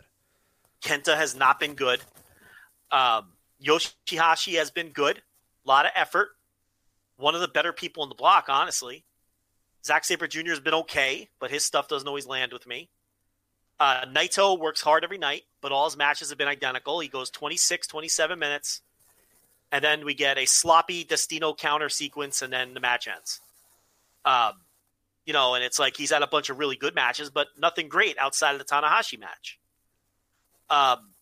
Goto's Goto. Yano stinks. It hasn't been a great block. No, it sucked. Yeah, it's been a chore to get through a lot of the B blocks nights. And if you want to go statistically, I mean, if you want to use cage match since the format change to the 19 nights and the alternating blocks. This year's B block has been the worst rated block in the history of the G1 since the format change. Only one show with a 7 or better rating, and every other show has been below 7. Yeah, I can't argue with it, really, honestly. I can't argue it either. There's been none of the, and that's the thing. They're all like in the 6s, and that's fair because they've all been like shows that are fine. They're not bad shows, but they're not good either. They're just there. And one show dipped below a 6, night 14 with a 5.71. Every other show, as we record this, between in the 6, and that's unprecedented for a G1. I talked about this the other night behind the paywall. The 2017 tournament, there were 5 such shows below 7. 2018, 6. 2019, 4 shows below a 7. This year's B block has 7 shows alone, just in the B block, below a 7 rating. So this is a historically, I don't want to use the word bad, but not good block in the G1. I mean, G1s usually shows are much better than what the B block has delivered. And it's just been a lot of samey matches every night. Yano is the same shit, different night. Naito has had the same match every single night. Evil has the same match every single night. And the problem is none of these matches are very good. And there's very few great matches. Outside of Tanahashi Naito, which is a consensus great match. Yeah. And I'll give you Naito Zack Sabre Jr. since I seem to be the only person on the planet who that puts to sleep. I did like that a little bit more than I think you did. I'm the only. So I'll give it. I'll accept that I'm the outlier. So outside of those 2 matches, there really haven't been great matches in this block. Tanahashi Sonata, I thought was a very good match.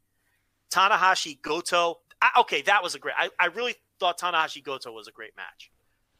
That's like 4 matches in the entire block. Right, we've had 19 nights here. You know what I mean? Like we're talking 10 shows. This is the G1. Right. I mean, the A block laps that in 2 shows in match quality. With higher quality. Oh, in one night they did it. Night 13, I think they matched that with 4 really good matches. So yeah, so the B block is underwhelmed. With that said, I didn't really hit the wall until night 16. I usually hit the wall a little sooner. Night 16 was a slog. I just had enough. I really had to force my way through that one. But that's something to be said. I mean, I almost made it all the way to Sumo Hall. That's not bad. Yeah, it's pretty good, all things considered. That normal G1s, I think it happened a little bit sooner. And yeah, you're in the home stretch now, so you got to get excited. Yeah, you get to Sumo Hall, you're back into it, because those shows have juice. But yeah, not a great block at all. But the scenarios are very simple. So let's go through those advancement scenarios. Yeah, so there's not a whole lot. So we'll go over the card here real quick. It's the 17th. Yu Uemura versus Gabriel Kidd. Like you said, that goes to a draw. You get a big C block tie, provided there's not a Young Lion match on the night 19 final. Yeah. So yeah, Toru Yano and Yoshihashi. That means nothing for anybody. Doesn't matter. No weird scenario where Yoshihashi could win. That means nothing. Completely irrelevant. As well as Juice Robinson and Hiroki Goto, also completely irrelevant. As well. Except those 2 guys have real weird chemistry, and that could be a really good match. Yeah, hopefully. I've been waiting for Juice to have something. I've been really, really disappointed by Juice so far this tournament. So hopefully, he gets things going here.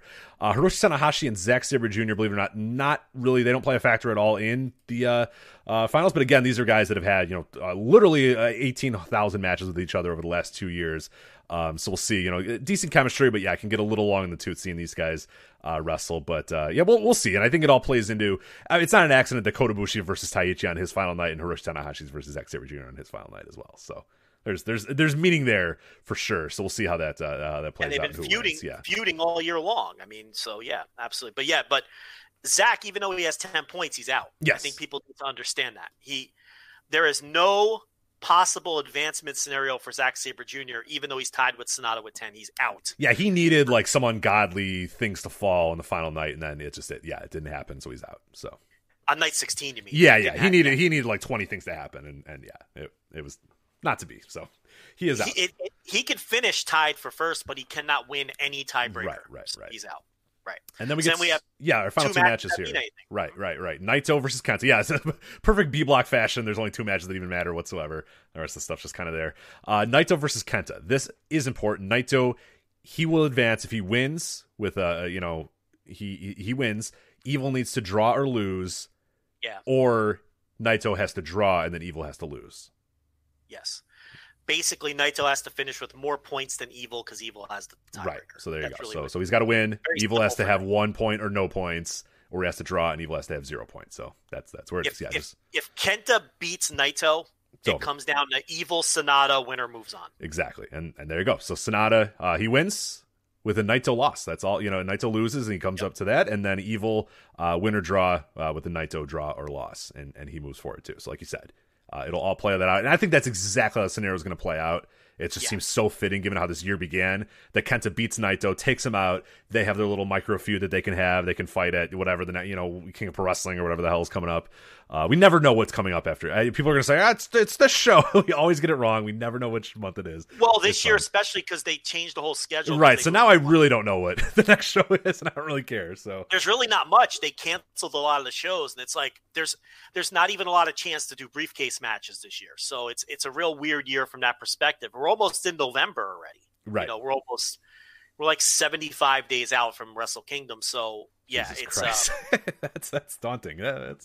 Yeah, I guess I got to get going on this book, I suppose. But anyway, so yeah, it's going to come down. The way I think, and do you kind of agree as well? Kenta's going to beat Naito, right? Yeah, Kenta's beating Naito, and it's going to come down to Evil and Sonata, and then it's just a matter of, are we going to split the Bullet Club up, or are we going to put Sonata? Yeah, so I want to die. I want to die just thinking about the match between Sonata and Evil. I want to die, and then thinking that either one of those two men are going to move on to the final is. Does Jay White Naito feel like a Wrestle Kingdom main event to you? It doesn't. It really doesn't. It doesn't feel like one to me either. Yeah. I honestly, there's no scenario. I don't think Sonata Naito. I think like on paper, if you close your eyes and say Sonata versus Naito, you would think, oh yeah, that. But man, like that's not a main. That's not a no. You know what I mean? Like on paper, maybe it should be. And I know fucking goddamn Evil versus Naito is not a Wrestle Kingdom main event either. So I mean, they might think it is, but I don't want to watch that. I really hope they don't. For the fifth time, right. It's never good. It is never good. Do we really need Dick Togo with the garrote wire in the Tokyo Dome? I mean, who wants that? Somebody somewhere, but super dedicated LIJ fans. Yeah, it's not on this show. It's not right now on this show. So I don't even know if LIJ fans in Japan want that for the fifth time either, though. Right, I think they'd be more apt to like defend Sonata versus Naito. They would. Who wouldn't? Right. We've seen the other match a million times. Right. So it's like, my point stands. Who the fuck wants Evil Naito? I mean, give me Jay White or Sonata at that point. I mean, the obvious match is Okada Naito. I mean, come on. But I mean, if Evil goes through the B block, that's why I think there is a chance for Okada, because Evil beat Okada in the New Japan Cup final. And that's how New Japan books. Okada getting that win back over Evil in the G1 final is typically how they book. But because of the match positioning of Okada Osprey, I don't think they're doing that. I think it's going to be Jay White and Evil. So just go on record. What do you think it's going to be? I think it's Evil. I think it's Jay White versus Evil, and then here's the other problem though. If they do Jay White Evil and then blow up the Bullet Club, then doesn't that mean Jay White has to lose to Evil, because they're not turning on Evil, they're turning on Jay White? Or would they do a post-match turn? But that would make no sense. Like, why would, why would you, the guy would win and have the title match, and then you would say, fuck this guy, we're going to beat him up and turn on him. Because I think, I'm going to tell you why, and this is why I set it up this way. Because you just said that Jay White Naito doesn't feel like a Wrestle Kingdom main event. Does it feel like a Wrestle Kingdom main event if Jay White's a babyface? Maybe. Yeah, maybe a little bit more. Doesn't that change the dynamic a little bit? No, definitely. To where it's like you give him a 2.5 month push as a new babyface star, and then I think that match has more juice rather than Jay White with Gato waiting around for an interference spot in the main event of the Tokyo Dome. Right. I think there's probably a way that you can do. I honestly, in my mind, as I'm kind of fantasy booking this in my head, I'm thinking a scenario where those guys get to the final. All the Bullet Club comes out and they all say, okay, yeah, Jay, Evil's our guy, so you got to lay down, let him win. He's got to get back the title or whatever. Jay White goes, fuck that. Like, he can turn before the match even starts. You know what I mean? Like, there's a lot of idea that, like, after the match they're going to beat him up or something's going to happen during the match. I don't hate that idea either of, like, him being told, okay, no, so lay down, the Evil's going to win, we want him to move forward, and him going, fuck that. No, I'm not going to do that. Let's fight. Let's find out who the better man is. And he beats Evil, and that kind of, that's a way where he can still win, turn, and also doesn't look like a geek in the process. He kind of looks like a conquering, fighting babyface in the process, and that way I like a lot more than like Dick Togo comes out and chokes him, but he and then like or whatever it's going to be. I don't know. It is very, very interesting. There's a lot that can happen. And like you said, I'm intrigued on of that match just to see what happens and what they decide to do. I'm not very intrigued about like actually watching it physically happen, or like what scenario could play out where Evil ends up winning and going on to main event the Tokyo Dome. But yeah, I think there's ways to do it, and I think the goal should be to turn Jay White face, or at least get him in that direction after this match as well. So how you do that, how you get to that, I have no idea. It's just none of these potential Wrestle Kingdom main events do a thing for me. They don't feel, they don't feel right. And They don't feel big enough. No, and I guess if we're doing 2 nights, but are they doing 2 nights? Is it a half full? Maybe they think, hey, it's going to be a half full Tokyo Dome or a quarter full Tokyo Dome. Who the hell cares? Well, I really thought Okada made the most sense because he's constantly putting down the IC title and saying he doesn't care about it, which I hate. I hate when wrestlers disrespect titles in a company. It's the worst thing you can do because you want fans to think every title is important. I hated when Naito did it. I hate that Okada's doing it. But it would have made sense for Okada to win the block, get his revenge on Evil for New Japan Cup and win the G1 by beating Evil in the final. And then you could do Okada Naito at Wrestle Kingdom, but only for the IWGP Heavyweight. And then you could split those titles back up. Because you did this thing for a year, and I know the year got screwed up, where the 2 titles were together. You eventually have to split them back up. That's the perfect spot to do it. Okada wins after Naito beat him last year, and off you go. They each have their own title again. And then you do whatever you're going to do. To me, that's still the most logical path for all of this, but now that Okada's going on third from the top, I just don't think that's going to happen. Yeah, and it's kind of convoluted to get it to happen as well. Like you said, it's just so weird that Ishii wins, conquers Jay White, and then Okada walks out and goes, "Thanks, buddy." Pushes him off to the side, and, does his pose in the middle of the ring while a bunch of confetti falls on him. It's just like, yeah, that's kind of weird. Yeah, pats him on the back, tells him to take Thanks, a hike. pal. Hit the bricks, and then throws his hands up in the air as dollars fall from the sky. It's like, all right. Yeah, it's just so I don't think that's going to be the route. I think it's interesting that the A block was centered around Okada and Will Ospreay this whole time, and the B block was centered around the LIJ wars, and then the G1 final is going to come down to Bullet Club and a Bullet Club war.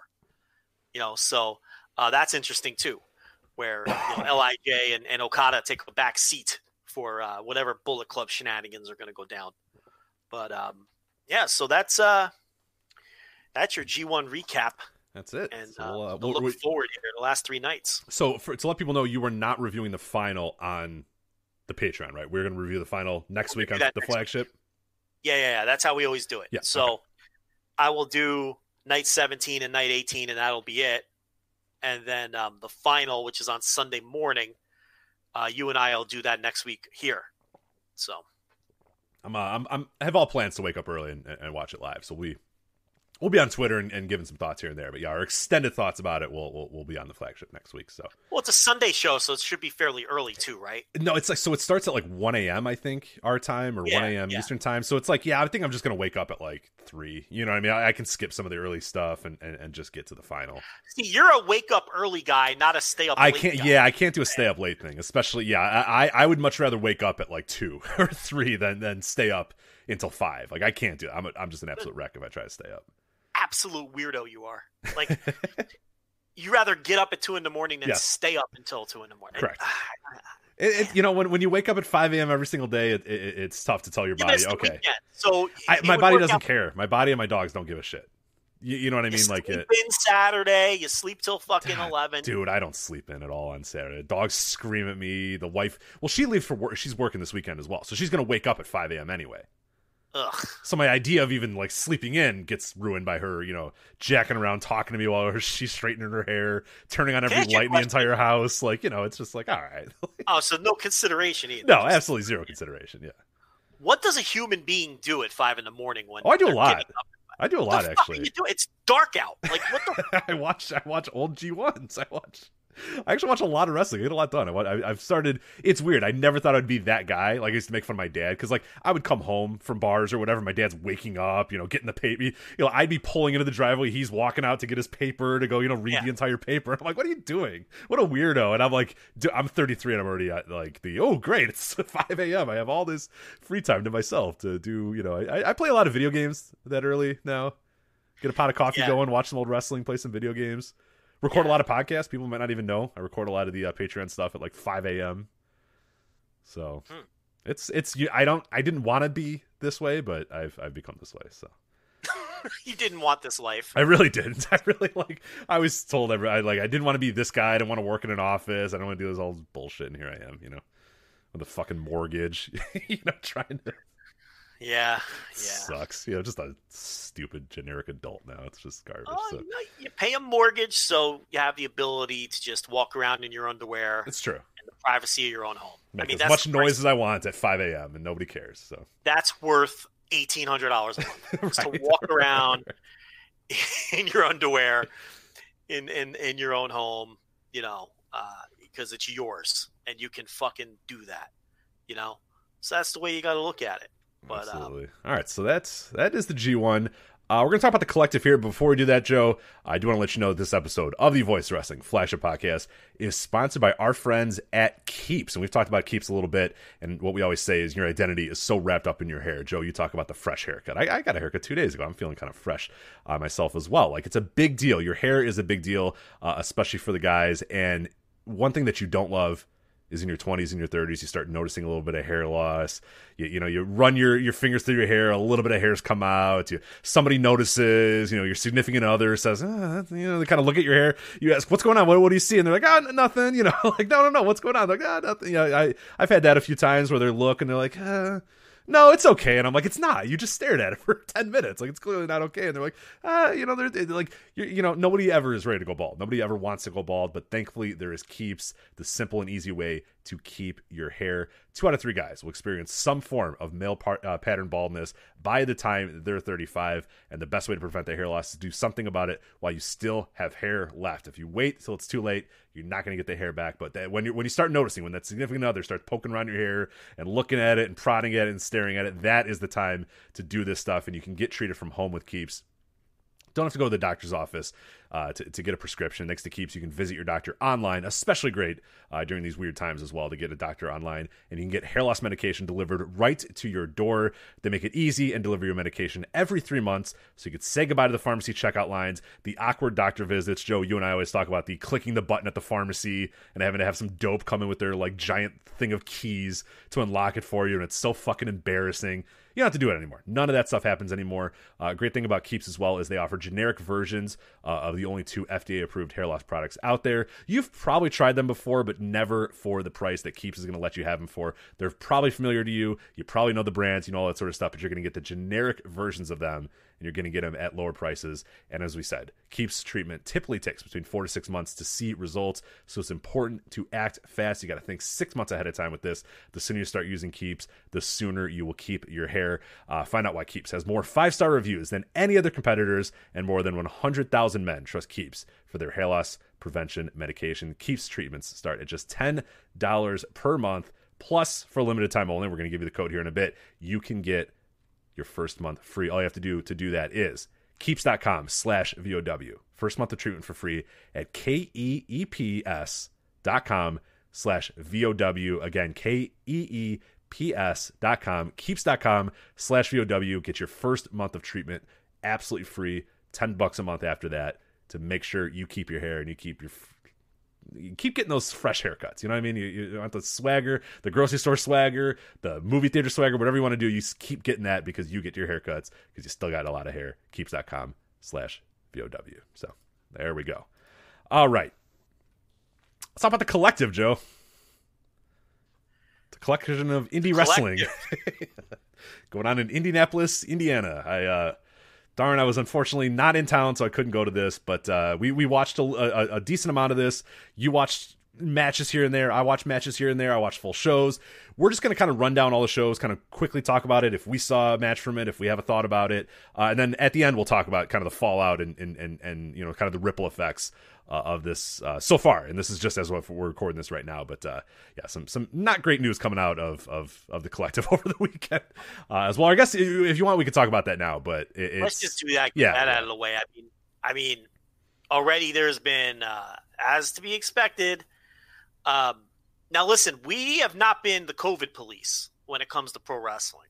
A lot of people have been, and they've been just totally aghast that anyone is running. That really hasn't been us. At least it hasn't been me. That's for sure. No, it's not me either. Yeah, I have certain.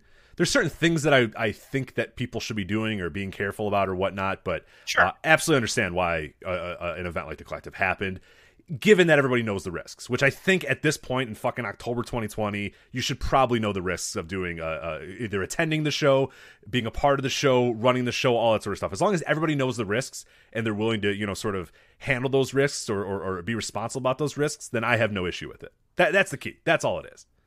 Do I think they should have required tests? beforehand? Probably. Yeah, absolutely, they should have. I mean, we were told, there's at least one wrestler, and, from someone who I trust more than almost anyone in the wrestling business. Would you agree with that assessment from where we got this from? A very stand-up person. Yes. Oh, yeah. And never. I don't think ever steered us wrong once. I would trust this person more than just about anyone in wrestling. They tell us that there was someone who worked these shows who now look, they didn't work all 12 shows. Okay. But the people that they worked for, none of them required any sort of proof that they were negative. I don't know about that. I think you're going to do something like this over the course of 3 days. And again, I haven't been the COVID police at all. Maybe you want to at least test, either if you're not going to test everyone, which is ideal, at least require proof that people got tested on their own before they walk in the building. Give me a slip, and then you can wrestle this weekend if you show me that you've gotten tested and that you're a negative. Like I think otherwise you can't get in the building. I mean, is that too much is that crazy? I don't think that's crazy. It's absolutely not. Like I don't think like people said like, oh, the fans should do that too, and like I don't think if the fans are wearing masks and the fans are distanced or whatever, then yeah, you can't require everybody to get it. But guys that are going to be in the ring there, breathing on each other, no mask, hanging out in the locker rooms, all that sort of stuff. Yeah, no, I need to know if you're positive or not. So, no, I don't think that that's too much to ask. And there's a financial burden. There's a financial burden, obviously, to do it. But that, sorry, that's what the world we live in right now. I can't speak for every single promotion that ran, but at least one wrestler says that the people that they worked for, none of them required any kind of proof. So there were at least some promotions here who weren't testing and didn't require any kind of proof. They could talk about all the steps they were taking and all your sanitizer stations and mask requirements you want, but if you have people coming into the building who are already sick, right? You know what I mean? And I'm not saying that's what happened, but I don't think anyone's shocked that we're coming up with some positive tests here. And look, when I put on show number 1 on Friday afternoon at 11 a.m., and in like match number 2, the wrestlers are brawling into the crowd. Right. Might want to pump the brakes on that spot for one weekend. I mean, what are we doing going up into the crowd? When I put on show number 1, and in the main event, in a death match, a wrestler has a fan remove a needle from his mouth.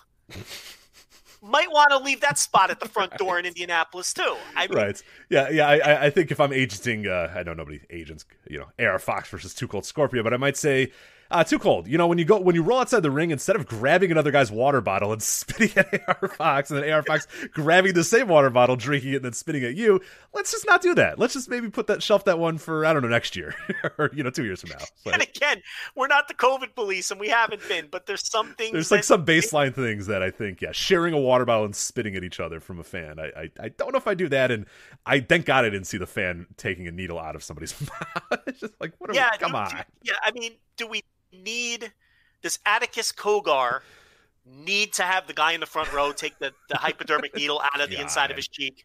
Does that spot need to happen?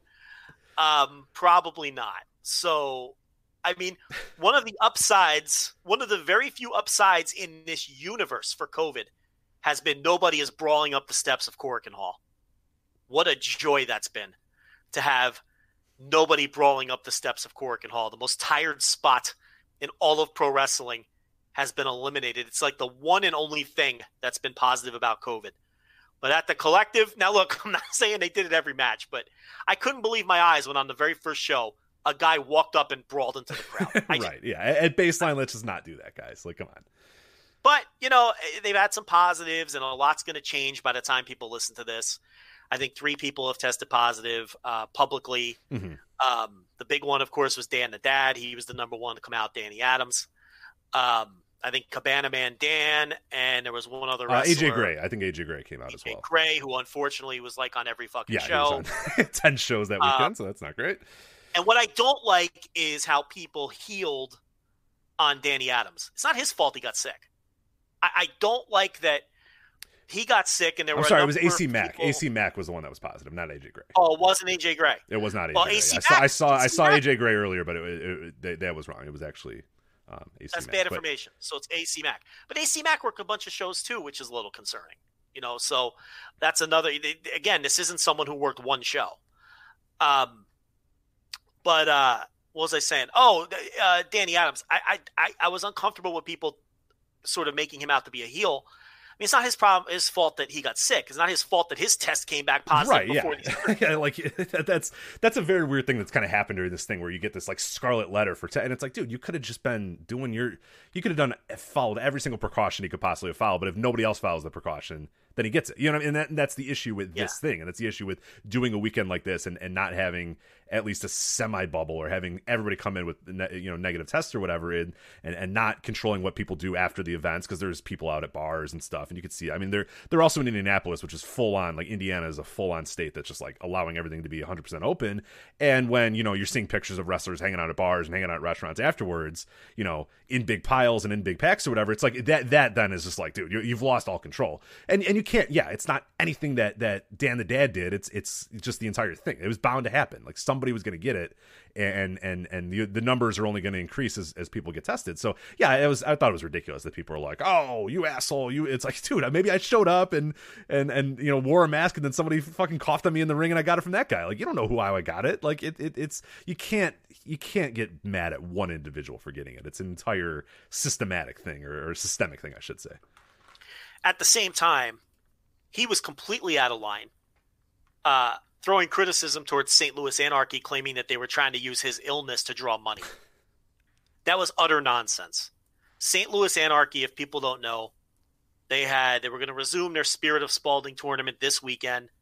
They canceled all their shows and, in fact, canceled the entire tournament because of the positive test that resulted at the Collective and because half of the people on the Spalding show were at the Collective. So St. Louis Anarchy got out in front, did the right thing, canceled the show, canceled their tournament because of the positive test. This guy's out here claiming that they were trying to sell tickets based on his illness, which is utter nonsense. Now, to be fair, okay, he canceled that tweet. So maybe he, tweeted that out of not understanding what St. Louis Anarchy was saying, or maybe they had a little private chat, because I know Matt Jackson, the other Matt Jackson, who runs St. Louis Anarchy, former Pierre Abernathy, he put out an apology saying, look, if people feel like I was coming aggressive at Danny Adams, I didn't mean it, but I had to cancel my shows. And I was disappointed that I had to cancel my shows. Yeah, the tweets, if people didn't see it, and we've been following St. Louis Anarchy, and the Spirit of Spalding, unfortunately, as they did their first night, and really haven't been able to come back since then because of different restrictions, and then finally the restrictions were lifted and they were ready to go this weekend, and then this all happens. Is essentially what he said is, we have to cancel this, but here's some good news, here's the shows we have coming up. And that was seen as kind of an affront. That was seen as trying to sell tickets, and I don't see it that way. I see it as, hey, look, bad break, but we're keeping our heads up, and we're going to eventually, be back up and running again. Like that has nothing. It's not a shot. That's not trying to sell tickets. It's just saying, hey guys, I'm sorry, we have to cancel this weekend. If you had tickets, if you're excited, you can't watch it. But here's here's our plan now.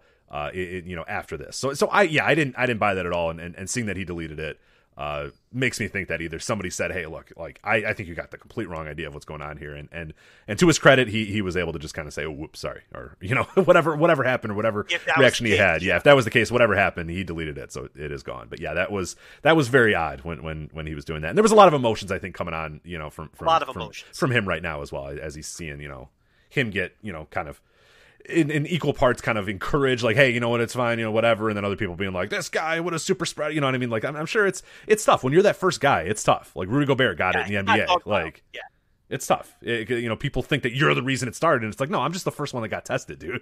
Like, there's nothing that shows that I'm the one that spread it to everybody. We don't even know who that could be. It doesn't matter. There's no way you're going to be able to track who was the one that got everybody, or if there was a one, or if there was a handful of people. I mean, it's going to over the course of the next week, over the course of this weekend, there's going to be countless guys. There's going to be dozens of people that are going to test positive.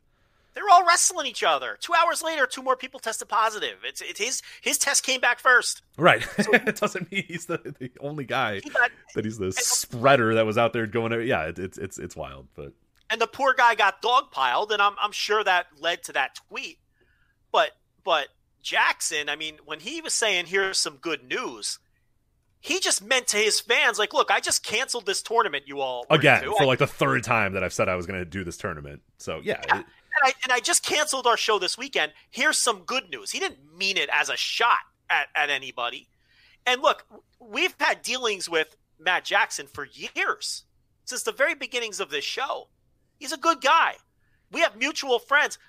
Rich, you and I have mutual friends of Matt Jackson who will tell you I've heard nothing but great things. Oh yeah, great guy from all accounts. Yeah, he's a great guy, a great, well-meaning guy. I mean, you never hear anything bad about him. There's Honestly, no way he had bad intentions. And he's a guy as well that I think, it sucks that at any point during this day, people are like, oh, he's trying to do this or think anything negative. I mean, when you look at the indies around the world and really wrestling companies around the world, I would say St. Louis Anarchy might be, like, honestly, one of the top ones in terms of, like, trying to be safe about this and trying to be responsible about this. Like, I don't know if you remember. Of the ones running. Yeah, exactly. Of the ones that are at least attempting to run. Yeah. Right. Because the ones not running, obviously, are being the most, like, Ring of Honor has been the most responsible. Yeah, just saying, fuck it. We're sitting out. But yeah, of companies trying to run, if there's a test, they go, okay, no, get off our show. Anybody that's related to this guy, get off. Like, it happened with Davey Vega in the first night.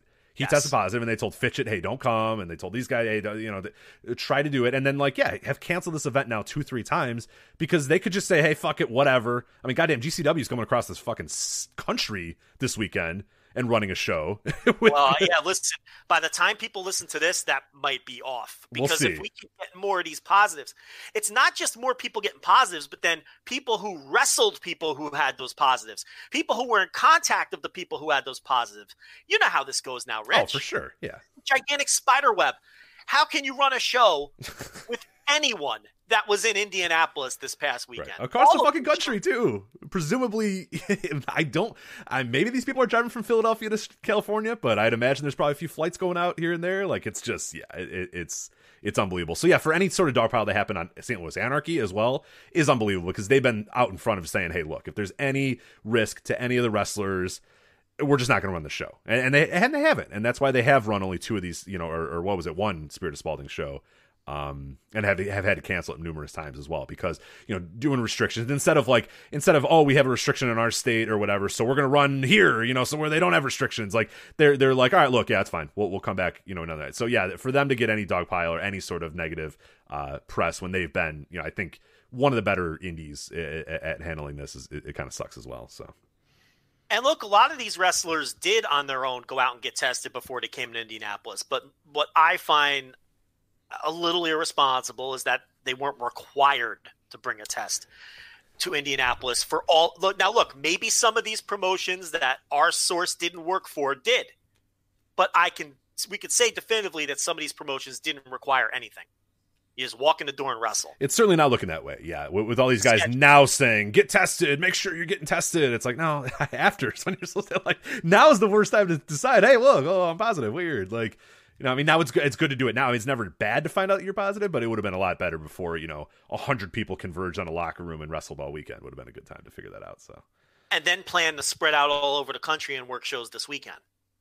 I mean, I don't know. That's 101 of what not to do during a pandemic, basically, is have a bunch of people converge on a spot from all different places, participate in whatever over a weekend and then spread out again to all their different. I mean, that's like literally the opposite of what you should try to do. But yeah, hey, whatever. Now, listen, if I'm a wrestler working in Milwaukee, Wisconsin this weekend, or Los Angeles, California, or Sheboygan, where's Sheboygan? Wisconsin.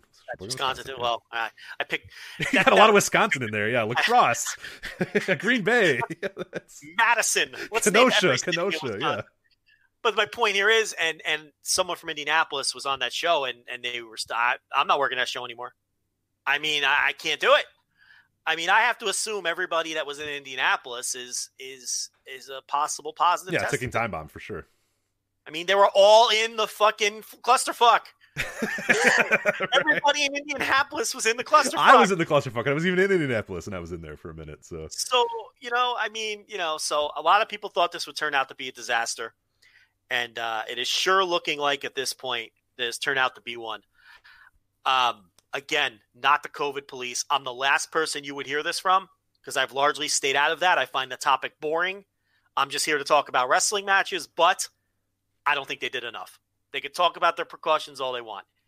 Everyone who showed up to Indianapolis, you shouldn't have been allowed in the door. If you weren't going to test people yourselves, like AEW does or whatever, you shouldn't have been allowed in the door without a piece of paper that said, I tested negative, and it needed to be from within 48 hours.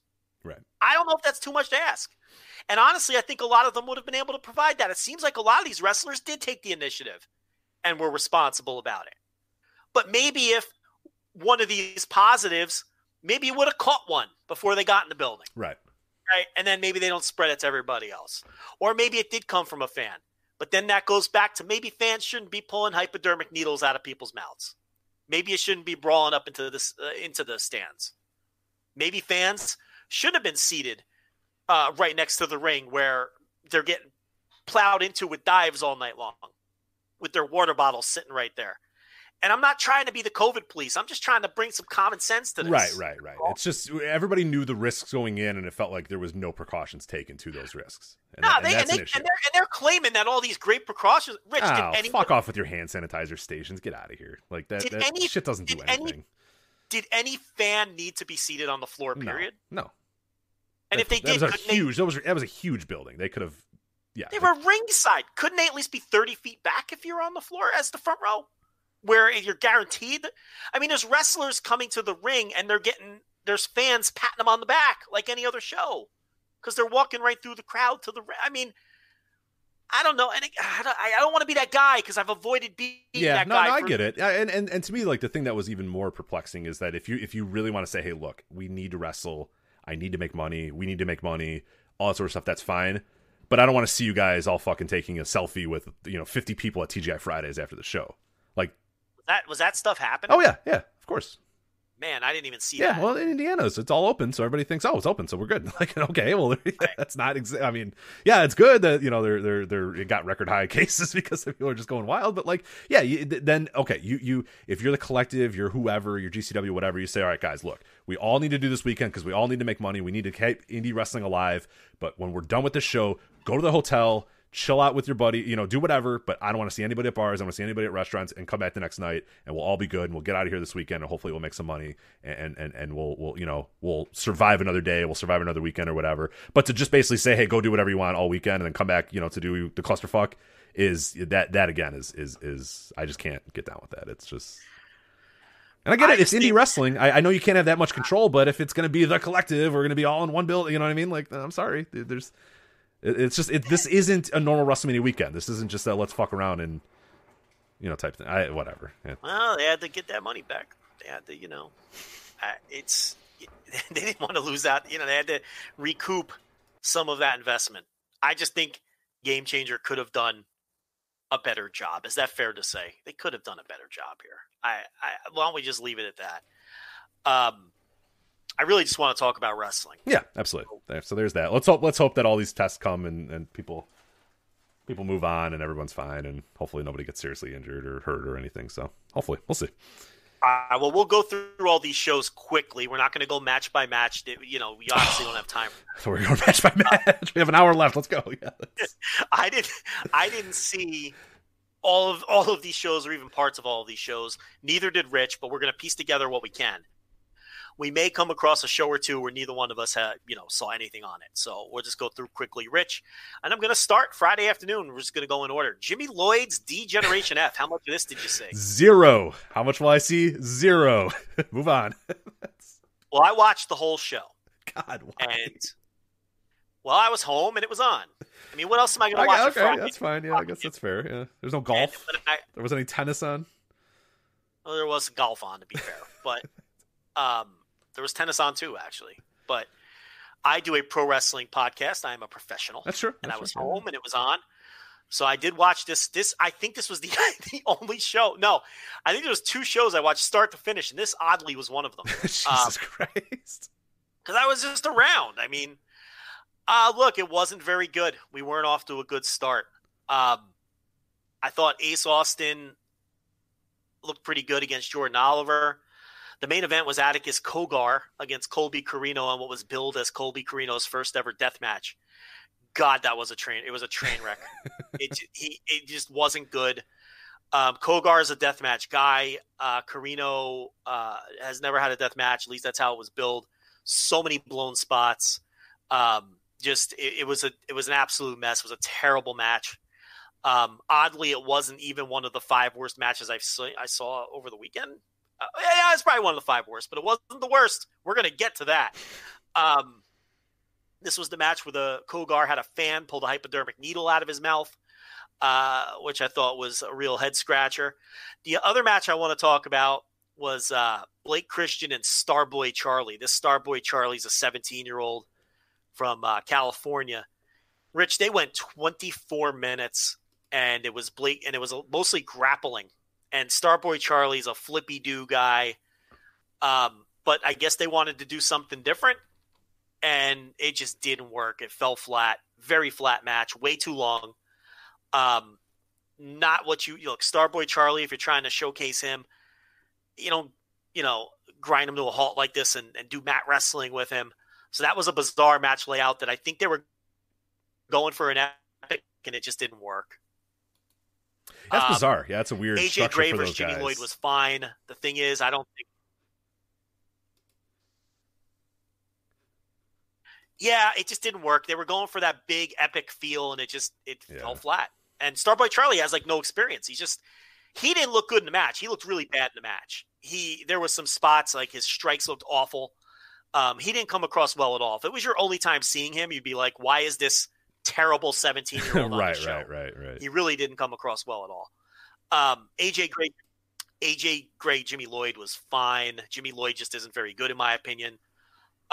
Ace Austin looked all right, and then the rest of the show was what it was. It just wasn't.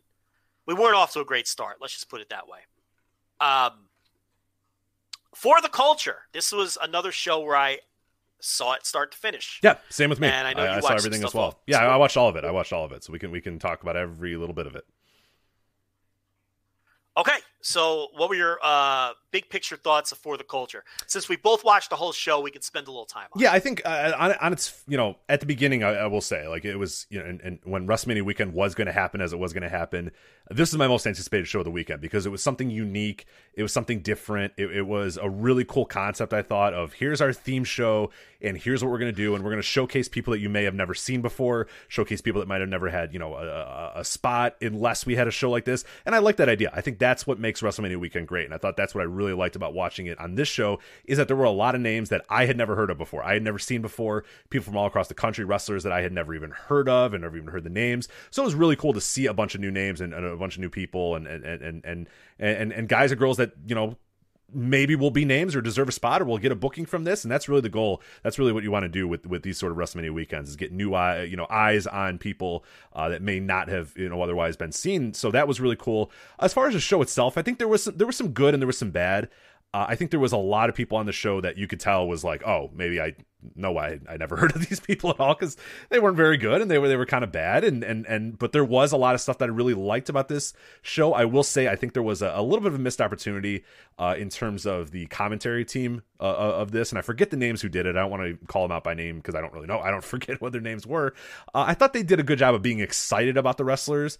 But I think they did a pretty poor job of telling you, hey, this is this person. Here's where they wrestle. Here's why they're important. Let me know why I'm watching this person. There was a lot of people on the show where they said, oh, you've probably never heard of this guy, but there you go. And then then they didn't expand upon this person. They didn't tell me why, a Timmy Lou Retton or a Zay Washington or a Mo Atlas, why I should care about these guys, why I should care, why I should be interested in them, where they wrestle, put a spotlight on these people. That is what this show is all about. This show is all about people that maybe don't get the same opportunities, maybe people that weren't booked the same way, getting a spotlight, getting an opportunity on this big weekend to show what they can do. Great opportunity to say, hey, here's what they do, here's their credentials, here's where they wrestle, here's why you should book them, here's their potential, here's that sort of stuff. And I don't think that they did that. They instead kind of did the GCW style, I'm just going to yell at you for 3 hours type style of commentary, which I did not love. So that was a little annoying. And the work, as I said, was kind of hit or miss. But when we talk about stuff that really stood out, I mean, I thought the final two matches on For the Culture may have been maybe two of my favorite matches of the entire weekend. With Lee Moriarty versus ACH, which I know you loved as well. And then I fucking loved AR Fox versus Too Cold Scorpio. Oh my God, I love that. I don't know your thoughts on that match, so I can't wait to talk about that. But I guess maybe we could start with Moriarty and ACH, or you can give your thoughts about For the Culture as well before we... I liked it. Look, it wasn't a great show top to bottom. There was a lot of stuff that wasn't very good on this show. But it had the best match that I've seen of the entire weekend, which was Lee Moriarty and ACH. Lee Moriarty was the winner of the weekend. Yeah. Oh, he's the star of the weekend for sure. If you want, a star of the weekend, whatever you want. WrestleMania weekends, we say, who was the star of the weekend? Who was the guy?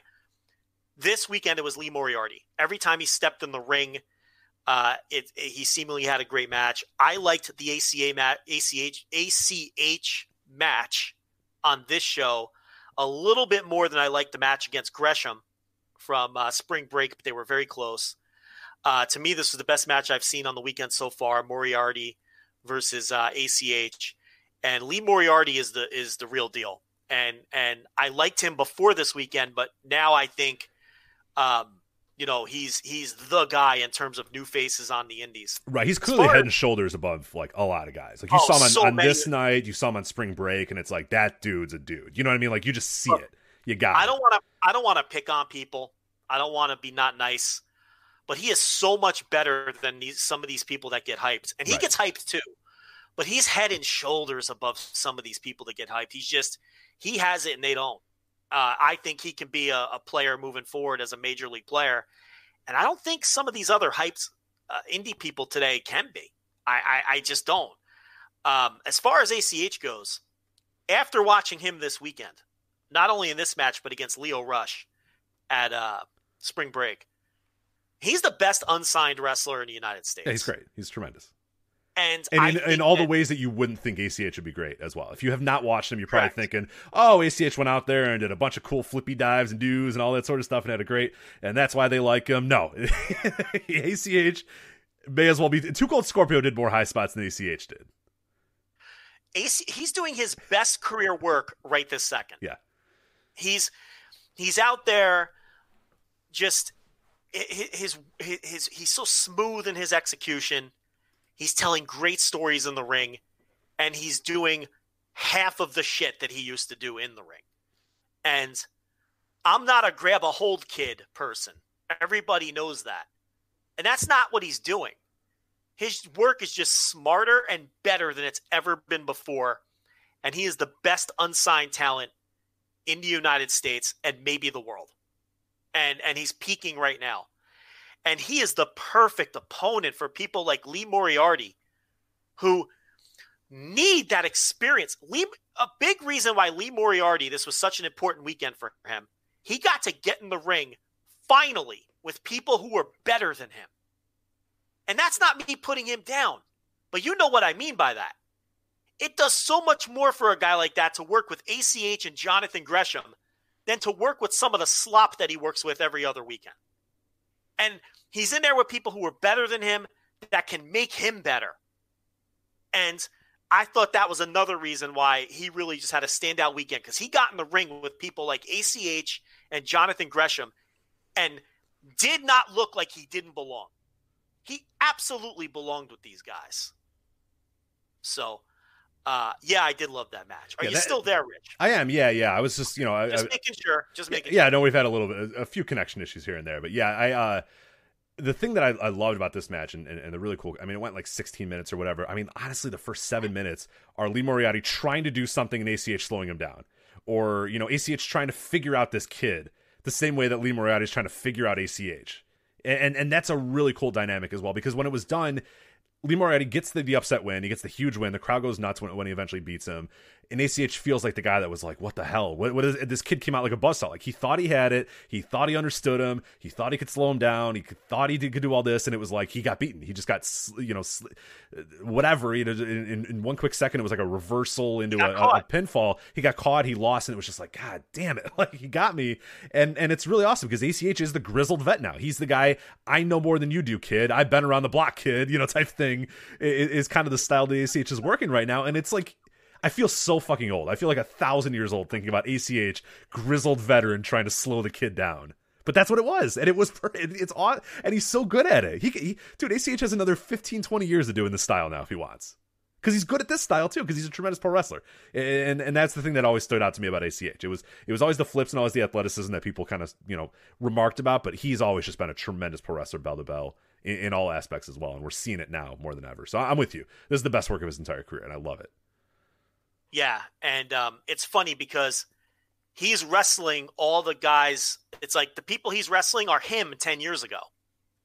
But he's in the position of, the veteran. Yeah, learn to work kid guy. Yeah, and every time he wrestles one of these Game Changer shows, it's just a completely different kind of match that you see in Game Changer. I hate to use this term, but because again, it makes me sound 1,000 years old, but he slows it down and tells a story. And it's not just guys out there doing spots, which is mostly what Game Changer matches. It's just, there's no structure on a Game Changer show. They go out there and get all their shit in. But ACH has come on these shows and just taken control of every match that he's in. And I don't want Lee Moriarty is not that kind of guy. He is a wrestler's wrestler. So I don't want people to think that's what this match was. But yeah, this was Moriarty's weekend. To me, this was the best match of the weekend. And ACH is the best unsigned wrestler in the world. As far as what I thought of Too Cold Scorpio AR Fox, that was a legitimate dream match in a world where that term is thrown around way too much. Yes, thank you. That's a perfect term I thought of. I completely forgot that this match was on the show. So as I'm watching the file, Moriarty and ACH go, and I'm like, oh, that was awesome. Cool. What's next? And fucking Too Cold Scorpio comes out, and I'm like, what? Awesome. I forgot Too Cold Scorpio was even on the show. And then AR Fox comes out, and I'm like, dude, that's what a dream. Like, that is legit. Like, back in the day when we used to call matches actual dream matches, not when just every weekend had dream matches and every single show had dream matches, when it's like Gangrel versus somebody. It's Alley Cat versus Thunder Kitty. It's a dream. No. Right. Yeah. Stop. Like, this is a legitimate dream match, like in the truest sense of the word. This is the matches that, like, ROH used to have, or DGUSA used to have, or, IWA Mid-South sometimes would pull out these ones where it'd be like, fuck, they got Eddie Guerrero to face, you know what I mean? Like, just like these really cool matches, like these, whatever, any number of names. You know it when you know it, and you know that it's not Alley Cat versus Thunder Kitty. It's not, Gangrel versus Danhausen. Those aren't dream matches. Those aren't like, and this one was, because it's like, holy shit, it's like Too Cold Scorpio, one of the preeminent high flyers of his time, versus AR Fox, one of the preeminent high flyers of his time. And it's just a weird timeline where there's like no other scenario where these guys would have ever met each other ever before, but they're doing it on this night, on this show, celebrating the culture that those guys both came up in, and both those guys and the things that they had to fight for to get the spots that they got. And it's like, oh my god, this is awesome. This is a dream match. This is it. And it rocked. It was so good because it wasn't bullshit. He didn't come out as Flash Funk and dance in the middle of the ring while AR Fox danced with him, and there's funk cats and all that bullshit. No, they just came out and he was too cold motherfucking Scorpio, and he was going to prove that he still got it, that I'm still a fucking high flyer, and don't forget it. And AR Fox saying, hey, look, you might have been the 1990s high flyer, but I was the 2010s high flyer, and I'm going to kick your ass. And Too Cold Scorpio is saying, no, I'm going to prove that I still got it. And dude, Too Cold Scorpio was great. I think AR Fox might be in pain this week, but hey, it worked out because everything that they did looked like it hurt, looked like a fight, looked like a kind of a battle between these two. God, I love this match. Yeah, they went out there and they did their fucking spots, and that's what you want them to do in this scenario. Like you said, it wasn't shtick. He didn't, like you said, he didn't come out as Flash Funk and bust into a dance routine or something like may have happened in another promotion or something. It was just great. Yeah, they said, no, you're not coming out as Flash Funk. You're coming out as Too Cold motherfucking Scorpio, and you're going to go out there and do fucking moonsaults and 450s and all, and flying leg drops and all this shit. And he did. And it was awesome. And he did the honors for the kid 15 years younger, right? The finish that you should have had in a match like this. And, yeah, it was just, look, this wasn't like, it's not going to make my match of the year list. Okay. It's not that kind of thing, but it was so fun to watch. It's a match. You're watching it with a smile on your face. Yeah. It so few times in wrestling these days do I see, especially in indie wrestling, especially in US indie wrestling, do I see a match where I'm like, God, that's a great match. I'm just so glad that this match is happening. It just felt old school. It felt like I was, 10 years ago when the indies still kind of had some originality and some fun and some interesting stuff. We're such grumps, dear God. But this match is like exactly what I want out of it. This is what I love about what the indies used to be in my mind is you can bring an old guy back, but instead of making it shtick, just have the dude work his ass off and do the best he can and have the guy he's facing. There's just so many things that went into this match that made it great and just, more of this, please. But I know it's probably not possible. So the rest of the show was a mixed bag. There was some stuff that was pretty good. Nothing on the level of Moriarty versus ACH. Nothing on the level of AR Fox versus Too Cold in terms of spectacle and being something fun to watch. Some of it was flat out bad. Some of it was pretty good. And the rest was somewhere in between. I thought the show was a little bloated, but I get it. Because this is the kind of show where if you're going to shoehorn on a little too much, go ahead. Because the whole idea is to give exposure to some of these talents that may not have had it before. I've never seen Trish Adora in my life, and she was pretty good. Yeah. And that was the whole point of a show like this, right? So I get it. I get why it was a little bloated and a little excessive. You just got to live with it, okay? Do I want to see another scramble match in my life? Never.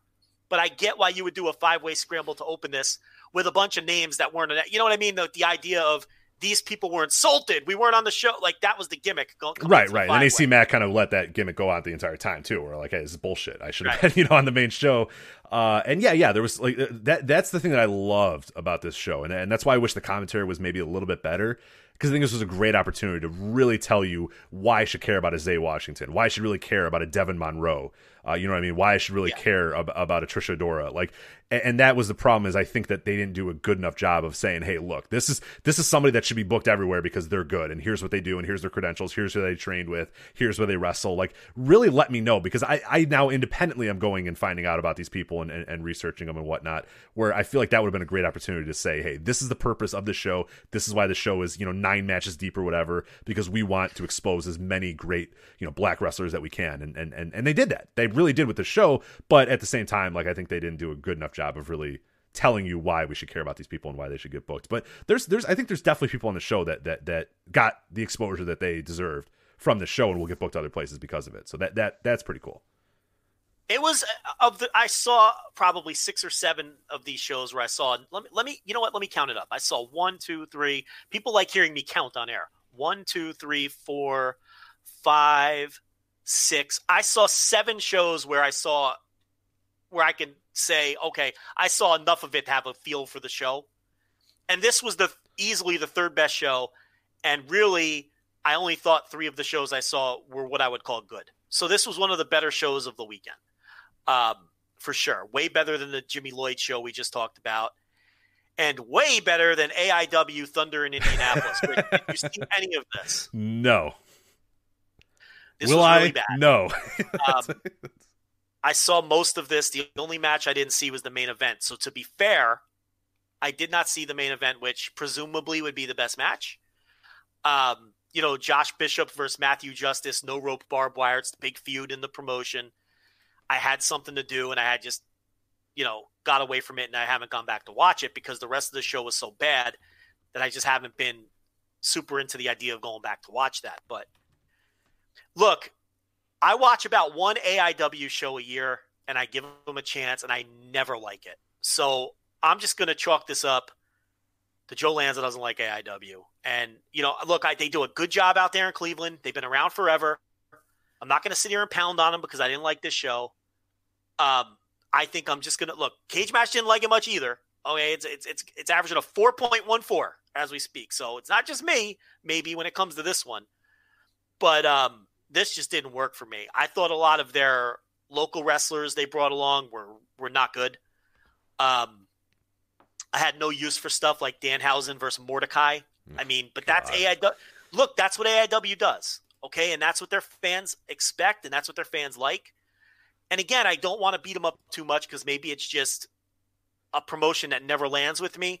Tom Lawler versus the Karate Man. I mean, I've got no use for it, Rich. Ethan Page doing the Karate Man gimmick. Mance Warner versus Mr. Brickster was one of the worst matches of the weekend.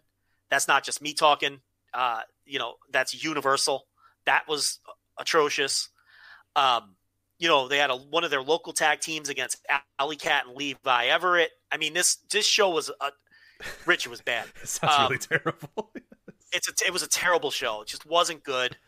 The tag team title, 2 out of 3 falls with, a local team, Marino Tenaglia and Philly Collins against To Infinity and Beyond, Cheech and Colin Delaney. They did a best of 3 falls match. And Cage Match is telling me it was 12 minutes. If you told me this was 70 minutes, I'd believe you.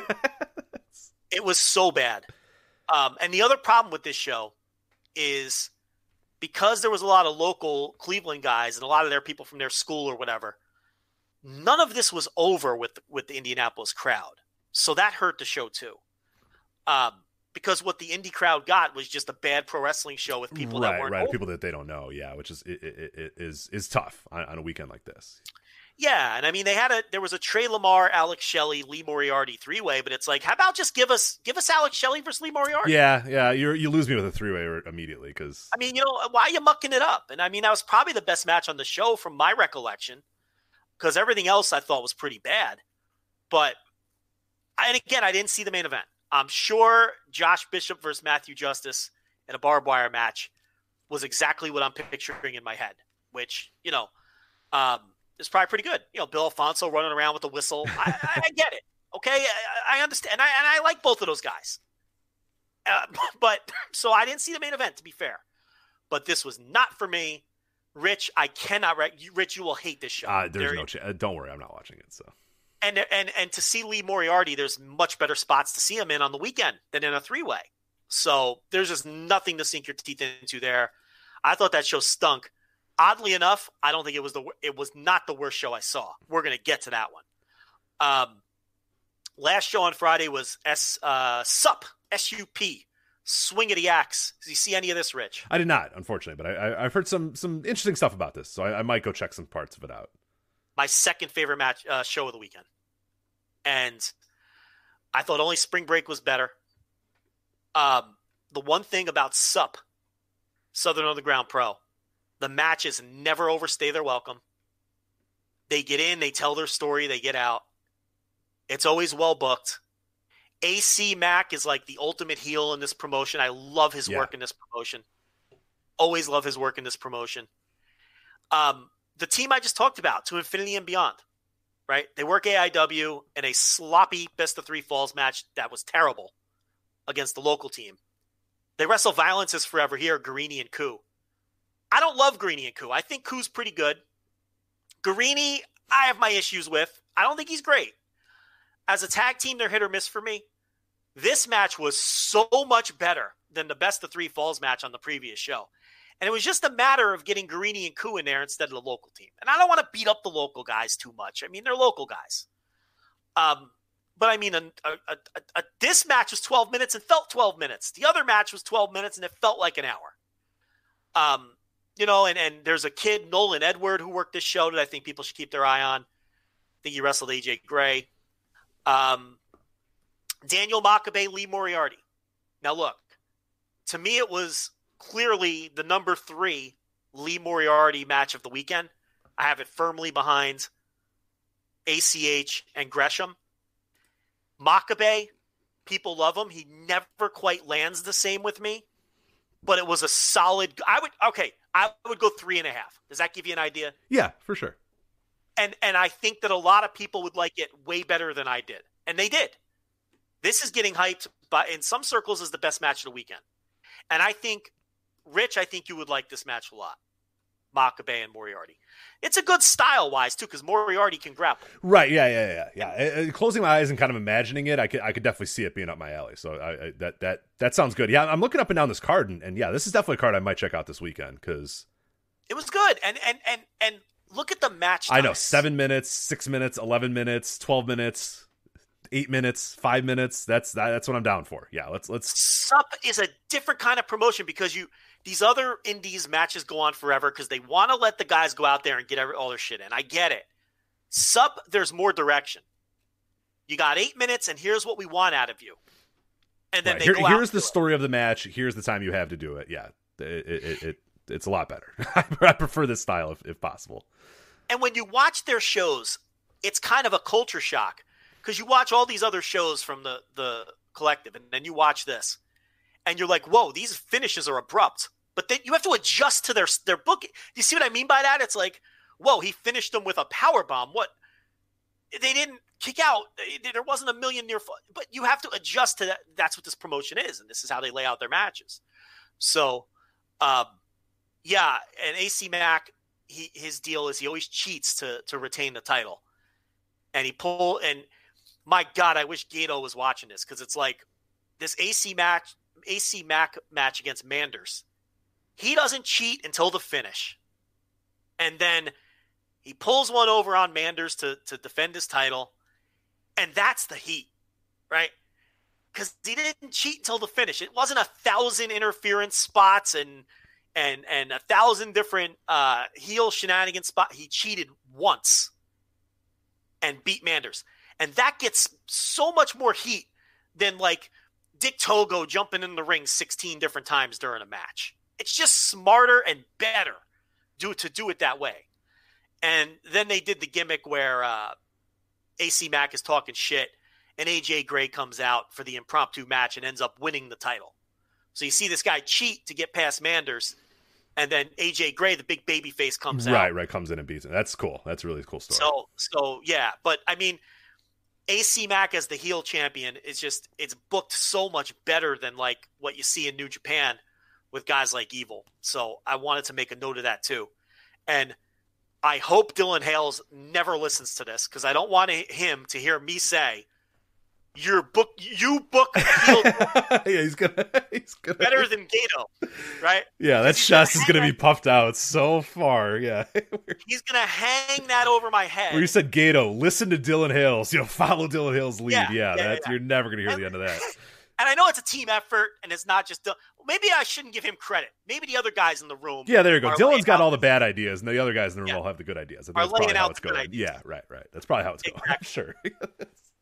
But no, this is my second favorite show of the weekend. I thought it was a little better than For the Culture, only because it was a better top to bottom show. There wasn't a single match on this show. Well, I shouldn't say that. Alley Cat was on the show, and I don't like Alley Cat. But other than that, there wasn't a single match on the show that I didn't think was good. So it was so I thought it was a better top to bottom show than For the Culture, even if For the Culture, without a question, peaked higher. It without question peaked higher. But right. This is my second favorite show of the weekend. So and it's a quick watch too. I think it's less than 3 hours. So definitely a show you can go back and watch. And right now I'm stalling because my computer froze up. Okay, here we go. So next match on the next show on the docket as we move to Saturday, and we're going to start moving this along. What do we got? Like 50 minutes? About 40 or so left. So some of these shows we're not going to talk about at all, though. So I think we're going to get through this quickly as I continue the stall, because I'm waiting for. Do you happen to have these shows in front of you? I do. Yeah, I can get them if you need. So. What's the next show? Next show I believe was Effie's Big Gay Brunch. I didn't see any of it. I didn't see any of it either, so we can move on there. We can't talk about it then. So you want to plug the review on the site? Yes. You can do that. Yeah. So Jerry Evans put together a really, really cool review, voiceswrestling.com, if you want to read what Jerry kind of thought of the show, which I think is it's an interesting take on not necessarily an actual review of the show and an actual review of, but more what that show can mean to somebody and how important that is. And we actually, interestingly enough, we have something we'll talk about. I think it's your worst show of the weekend, but we also added a column. It was a really good week for columns on the website, because we also had somebody who wrote about what Paradigm meant to them, and it's interesting how these shows that maybe don't land with you and I in the same way, how different people can have different perspectives and think that, oh my god, this is the show exactly for me, this is exactly what I need at this time. And I think Jerry did a great job of kind of talking about that, and I think we had Maria did it for Paradigm, which is really, really good as well. So yeah, two really good columns on the website at voicewrestling.com about those shows if you want to go and check them out. So Janela Spring Break, we'll do that next. How much of this did you see? So Janela Spring Break, I did not watch all of it. I watched Ricky Morton, Joey Janela, Jonathan Gresham, Lee Moriarty, and I did not watch anything else. I am so frightened by the match times that I'm seeing here that there is no chance in fucking hell I'm going to watch the rest of this show, because the amount of 20-minute plus matches I see listed here has me very scared. And then there's the clusterfuck, which I still think is going on. So I'll say this about the clusterfuck. They worked some game changer storylines into the clusterfuck, which you don't usually. Usually the clusterfuck is kind of just a self-contained thing. Right. But they did work a couple of game changer storylines into it. But Rich, if you've seen the others, there's no need to. Yeah, I'm good. I think I'm good. So you saw Gresham Moriarty. What'd you think? I thought it was a smidge below the ACH Moriarty. What did you think? Yeah, I'm right with you. Yeah, I liked it a lot. I think it's really good. It's like a match that if you're trying to pick and choose from the weekend, absolutely one that you should go out of your way to check out. It just lets you know how good Moriarty is and really how good Gresham's gotten as well, because I think he's tremendous right now too, and he's one of the better wrestlers of 2020 for me, of guys that I'm watching like consistently go out there and perform. But to me, it is a step below the ACH. I just like the story of the ACH match a little bit more. I like the kind of the style of the ACH match a little bit more, but yeah, we're still talking about two really, really good matches. So definitely, if you get a chance, go watch this one. But to me, yeah, Moriarty and ACH was just a hair better. Yeah, I agree. But I thought this was the second. Oh, I don't know. I really liked Lio Rush and ACH on this show, and I really liked Ricky Morton versus Joey Janela. So that's why I think this was the second best or the best show of the weekend, because I thought it peaked the highest with a lot of great stuff. You saw Morton Janela, right? I did, yeah. So what'd you think of that? Because I loved it. I thought it was great. Yeah, it was just, it is not what you probably think a Ricky Morton Joey Janela match is going to be, but it was pretty goddamn wild. It's just Ricky Morton doing fucking pile drivers through tables, doing a Death Valley driver on the apron, just being Ricky Morton. He gets color.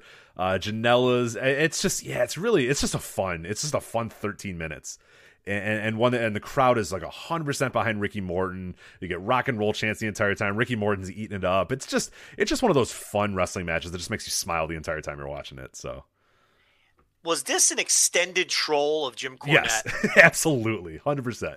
And do you think Ricky is in on the joke, or was he just like, whatever, kid, I'll do whatever you want? So he's in on it, but I think it's like, Morton is one of Cornette's guys who he refuses.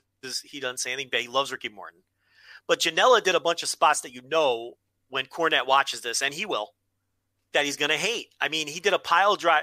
Morton pile drived Janela through a table, and Janela sold it for roughly 1.8 seconds and popped up and was beating up Ricky Morton. Then Ricky Morton did a Death Valley driver to Janela on the apron. Yes. And, Morton's doing all these table spots. There's no selling to speak of. And I feel like Janela, kind of partially laid out a lot of these spots just to stick it to Cornette. Oh, for sure. And I got one of your guys doing my match. Doing my shit. Yeah, that's pretty. Yeah. One of your old school guys is doing my shit right now. And I think it's pretty obvious too when they grabbed like there was a bunch of signs that were like Cornette or Cornette Clown, or I forget what the hell the sign said.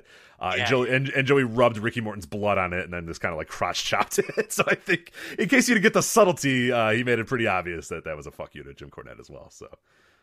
And then I think there was a fuck Cornette chant that went on too. So, well, of course, yeah. But Morton's not one of these guys who has his feet stuck in cement. He works with the modern wrestlers and he gets it. Dude, the dude does 2 Canadian Destroyers a year and people love him. You know what I mean? Like, it's great. He comes out, he does a few shots a year. He did a Canadian Destroyer off. He did a Canadian Destroyer off the top rope, right? In his fucking match, Ricky Morton. It's great. This is an awesome match, a great experience. Morton wins it, so Janela does the job for Ricky Morton, which I'm sure he just was fucking thrilled to do. I mean, there's no way he was going to beat Ricky Morton. Oh, God, no. Yeah. Right? So, I thought it was awesome. I mean, it's so much fun to watch. Anything else on the show that really stood out to you, or? AR Fox match. So, and Lio Rush ACH was pretty great too. I mean, you should make time for that.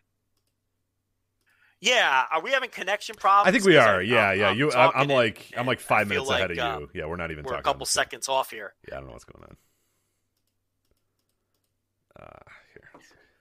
on. Because I mentioned Lio Rush and ACH. Was a pretty great match too, but it's like you're talking over me, so I think there's something up with the connection here. Is it good now, or are we still off? I mean, I could hear you. Yeah, I don't know. It's not that I can't hear you. I don't know. I just feel like it's hard to have a conversation because I'm talking, but then you're talking because I don't think you're hearing me and I think you're hearing me on a delay. Yeah, I am. So it's not going great, and I'm scared too to talk when you talk. So I think, thankfully we're in the final stretch of the show. So, all right. So I guess we try to power through it, but let's move on from Spring Break, which I thought again was the best show of the weekend. So what was next here? It was Glory Pro. Are you wrestling, son? How much of this did you see? 0. I saw 0 of Glory Pro. So, me too. So we're gonna move on. Did you watch Freelance? I don't think we're in Chicago anymore. I did not. That's one that I might maybe go back and rewatch, but no, I did not watch it. So I didn't get to that one yet either. I did not watch Shimmer. Did you watch Shimmer, Rich? I did not, no. Okay. See, I told you the back end we were going to blow through this because I had a feeling there were some shows that neither one of us saw. Bloodsport 3, or Josh Barnett's Bloodsport 3. I guess Matt Riddle's Bloodsport is no longer part of the canon. It's so, super weird. Did you watch the Bloodsport? I did, yeah. It's weird because Matt Riddle's Bloodsport does not count, so it's Josh Barnett's Bloodsport 3, Bloodsport 4 technically. So it's very similar to the Rambo movies and First Blood. It's gotten a weird counting system going on here too. Yeah, it's Josh Barnett's Bloodsport 3, but technically the 4th Bloodsport. I watched every bit of it. I watched every single moment of it, every single match. So what did you see? I saw the whole show. I thought it wasn't the best Bloodsport show, and it wasn't the worst Bloodsport show. I thought it was somewhere in the middle, and I thought that the Jon Moxley, Chris Dickinson main event was clearly the best match. I would agree. Yeah, I 100% agree with you. I think it was, the names were a little tough. There weren't kind of your high level names like you got in past blood sports, and you've lost a lot of guys as well. You didn't bring in like Minoru Suzuki isn't going to be there. You're carrying Crosses, who was really good, or Cross or whatever, who was really good at or Killer Cross at that time, who was really good at Bloodsport, like in that whole kind of style. He wasn't there. There was just some names missing, but yeah, overall, like I don't think it was a super exciting show. I'm glad I watched it. That's the thing I love about Bloodsport is like even a bad Bloodsport match is still fine. It's still pretty good because there's an interest level and the fans are always engaged with pretty much everything that happens in the match. And yeah, I think like Tom Lawler and Homicide was okay. I kind of wish that was a little bit better. Davey Boy Smith Jr. Josh Alexander was a little boring, but that's kind of what Davey Boy Smith is going to do. And then I thought the Lindsay Snow Allison Kay, the women's tournament final was pretty solid, but yeah, by and large, like Moxley and Dickinson blew all those away, and arguably one of my favorite matches of the entire weekend. I thought it was really good stuff there. Dickinson working his ass off, Moxley, who's so good at the style and just feels like he's loving working the style. It was a lot of fun. So I mean, I'm glad I watched it, but yeah, there wasn't. I couldn't really recommend every single match on the show. I would just basically say Moxley and Dickinson if you're trying to pick and choose. But if you just kind of want to take in Bloodsport, there's worse ways to spend 2.5 hours. It's just you're not going to get a bunch of standout matches. Yeah, Mox Dickinson was a top 5 match of the weekend for me out of the stuff I saw for sure. I don't think I liked it as much as some of the matches we talked about earlier, but definitely a top 5 match for me and really saved the show. I think without that match, this isn't much of a show at all, but the main event was really good and the rest was fine. So that was Bloodsport. And then we had BLP Threat Level Noon. Did you watch the Black Label Pro? Oh, believe it or not, I didn't make a time for the Threat Level Noon, but I know you did, so let me know all about it. I didn't watch it. I've watched like every Black Label Pro show this year. Begrudgingly. I don't know why you do, because you love the listeners, so I appreciate that. But no, yeah, I didn't. I mean, they're usually on Saturdays, and I'm home, so I just throw it on. It's not like I'm going out of my way, but this was just one of the shows that I haven't gotten to yet, and I probably won't. And then that brings us to Paradigm.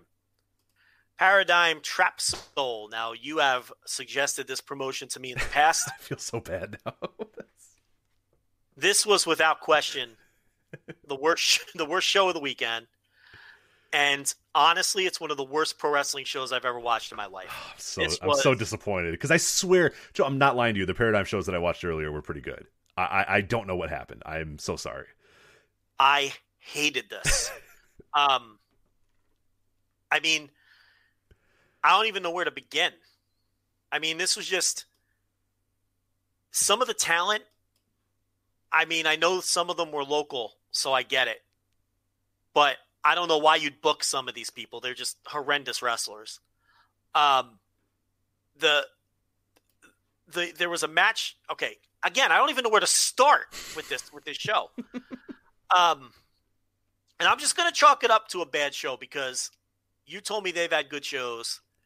Iron Mike Spears, who likes this promotion, said that this was not a great example of this promotion. Okay. Because I have not seen any of it, so I can't speak to it. But I am worried because I swear to God, the stuff that I watched from them is pretty cool. So I'm I'm very upset that the first show that you watch of them is this one, and it appears to not be representative of them. So we got in trouble for using this word once before when we were doing a bit. I'm going to use it though and mean it this time. This felt shindy to me. A lot of it did, not all of it, but there was a scramble to open this show, and it was. I mean, I know the clusterfuck happened on another show, but this was but that's an ironic clusterfuck. Like it's a clusterfuck on purpose. This match was a true clusterfuck in the true meaning. Awful. One of the worst matches you'll ever see. Easily one of the worst matches of the year. A lot of local talent. They were shoehorning their local kids onto the show. I get it. Just bad in every way that a match it can possibly be bad. Billy Starks, listen, I don't know what I should do here. Listen, here's the thing. I'm just going to, I can't do it. It's a child, Rich. It's very difficult to say this 16-year-old, and I will criticize. I'll wait till she's an adult to critique her. Cause I feel everyone says she's a great person and everyone loves her. I get it. I've never seen Billy Starks perform well in a wrestling ring. Can I just say that? Is that fair? I feel horrible. Yeah, it's fine. No, I get it. Yeah. What do we do? I mean, I have to. What am I supposed to say? You have to literally have kid gloves when you're talking about this. Yeah, it's strange. I am so perplexed by the praise that she gets, and it must just be. I don't know. I'm just going to stop now. Yeah, I think a lot of it is people trying to get on the ground floor. Yeah, and that's fine. And in this match, there was the botch. And look, I get it. It's like it was a double tope spot, and she took a header on the floor and busted her head open. They say she wasn't concussed. That's fine. I'll take their word for it. I'm not a safety nerd. But she was a million years late on the spot. I mean, and I'm not placing blame. I'm just saying, and the same goes for Starboy Charlie, who's a child. I don't know how I feel about children wrestling adults on these shows. I don't know how I feel about it. And I'll just leave it at that. I just, this match was horrible. And I don't know. I'm just not going to say anything. That's probably fair to do. Yeah. One thing I will say though, and I did see a lot of reactions of like, oh my God, it's unbelievable. She's busted open. This is disgusting. She's a child, all that sort of stuff. Well, if you're going to apply that, then like she can't wrestle at all. You know what I mean? Like if it's gotta be, it can't be both. You can't say, oh, it's so cool that this, this girl who's only 16 or whatever. I forget if she's 16 or 17 or whatever. Oh, how cool is it that she's there wrestling? She's, there with, grown women and grown men, and she's out there and she's doing, but that you can do that, but you can't say, oh my God, it's ridiculous that she's hurt. Oh my God. You know what I mean? Like you can't be concerned about her every move she makes. If she's going to be a wrestler, she's going to be a wrestler. And there's dangers that are going to happen, but we got to get past that. We can't do we're concerned about her every time she takes a step, but then also say, oh, it's so cool that she's 16 and wrestling. Like it's got to be one or the other. You just either got to be cool with it, the risks and everything, or there's got, I'm uneasy about it too, of watching a 16-year-old wrestle. It's just, I don't know if in any region really a 16-year-old should ever wrestle. So maybe we're pearl clutching. That's fine. I don't know. Whatever. Maybe we're pearl clutching on this. I have a problem with flying Starboy Charlie in from California to work these shows at 17 years old. Don't these people go to school? It's a Friday afternoon. I mean, again, maybe we're pro-clutching here. I don't know. But it's like, because Joe Land, there's nothing if you're not, but a prioritizer of school back in the day. Joe Lands, I'm sure. Never missed a day of school ever. So listen, I don't know. I wasn't working indie shows. You weren't working indie shows. You might have been running bets for your dad, but hey, hey, that's. Well, I had to go to school to do that. We were shaking down the students, Rich. I couldn't skip school to do that. Actually, yeah, that's true. You actually were a pretty good attendee. That was the clientele. Yeah. But no, it's definitely weird, and I think a lot of it's one of the big issues is that, and in some ways it might actually negatively affect her. Is people like, oh my God, she's incredible. Oh, in 4 years she's going to be the greatest wrestler ever, and it's like, let her progress. Let her get like. slow down, because then all you do is you create a bunch of conversation about her that she might not be able to live up to. Maybe she does. I have no idea. I have no clue what she's going to be in 5, 6, 7 years or whatever. But saying she's going to be the best in the world in 4 or 5 years is just like, that's putting like way too much pressure on a 16-year-old who's wrestling. Like, let's reel it in. I have an idea. I mean, I just don't think she's very good. I mean, I don't know what's allowed when you're dealing with someone who's 15 or 16 years old as far as critique. But I've watched probably 7, 8, 9 matches at this point. I thought her best all right, how about I say something nice? Yeah, let's go for it. Something? Yeah. I thought her best match by far was Deonna Purrazzo a couple weekends ago, I think for BLP. I don't remember the promotion.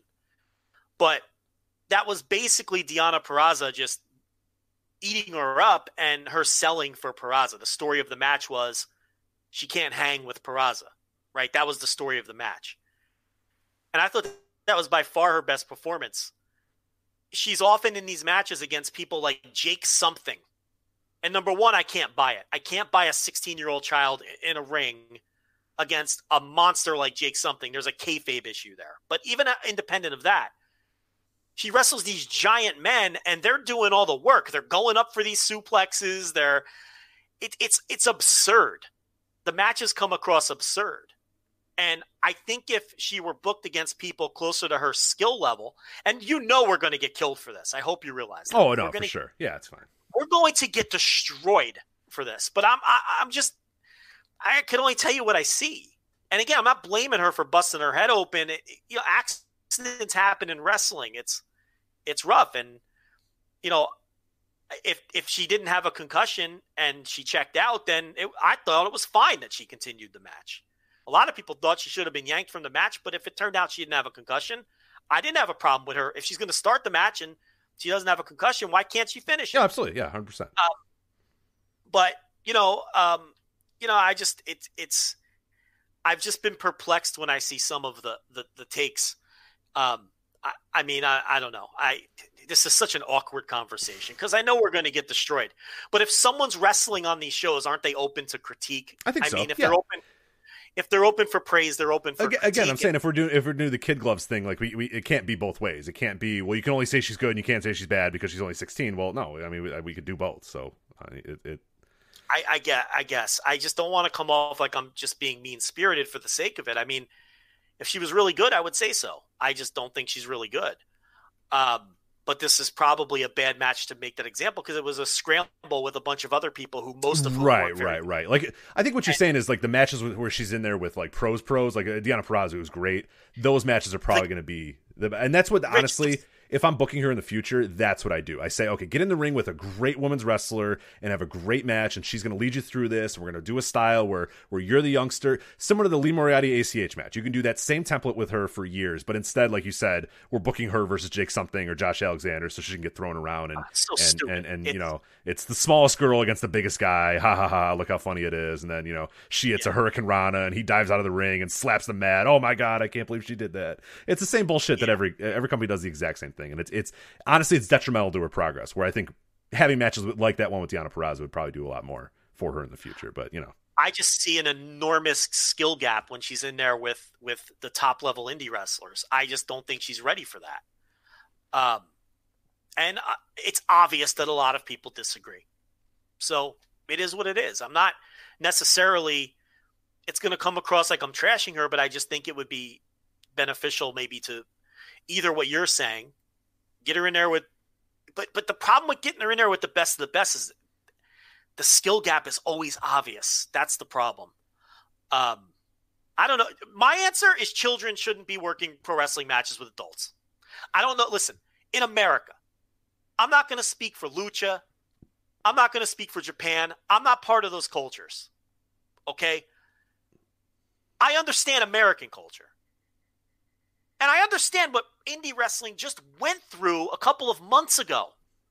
And that's a whole nother reason why minors... Yeah, I'm staying away from that for sure. But yeah, I know exactly what you're saying. It is... And I get it. She has great parents, and they're at all the shows, and her father's the photographer, and he's keeping an eye on her. That's awesome. That she has awesome supervision and a great dad and all of those things. I'm just saying, in general, we need to pump the brakes.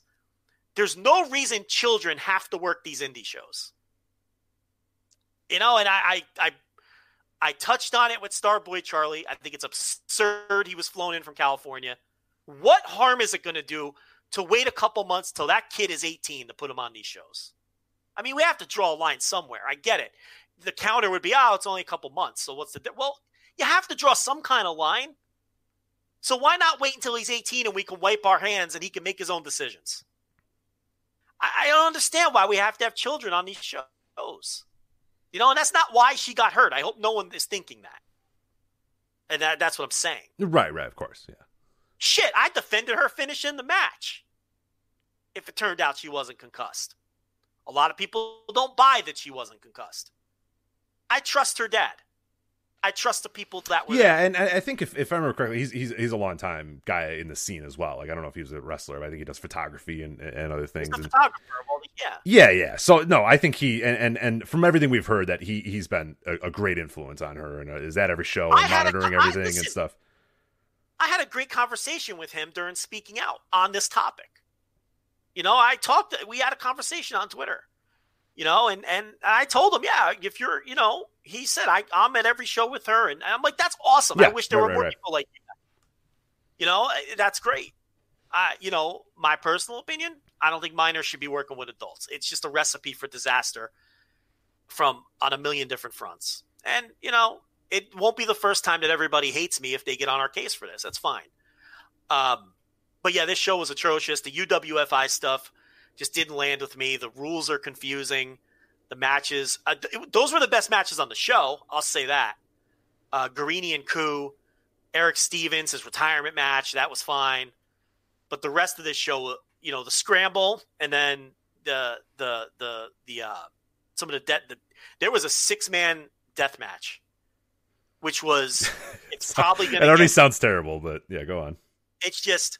The Rejects versus it was Akira, John Wayne Murdoch, and Reed Bentley against something called Hardway Heater, Juicy Jimmy, and Nolan Edward, who I talked about earlier. This was just cosplay deathmatch, very badly done, like a bunch of guys that watch Freedom tapes and then copy spots very badly. This was awful. There was just nothing redeeming or good about this. It was terrible. It was one of the worst things I've ever seen in a pro wrestling ring. I'm not even being hyperbolic. It was one of the worst things I've seen. It was just awful. Unwatchable. Just so bad. And then I didn't even stick around for the Clockwork Orange House of Fun death match. I didn't even stick around for it because this show was so offensively awful that I couldn't. I had enough. I'd seen too many death matches, bad death matches over the course of the weekend.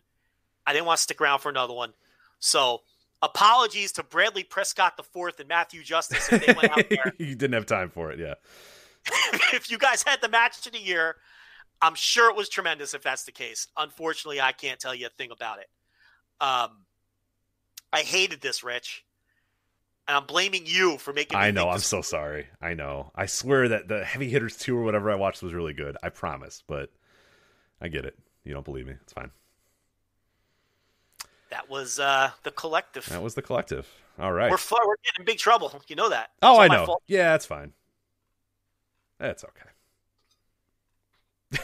I'm used to it. It's fine at this point. So we should do the ad right now then, right? No, it's fine.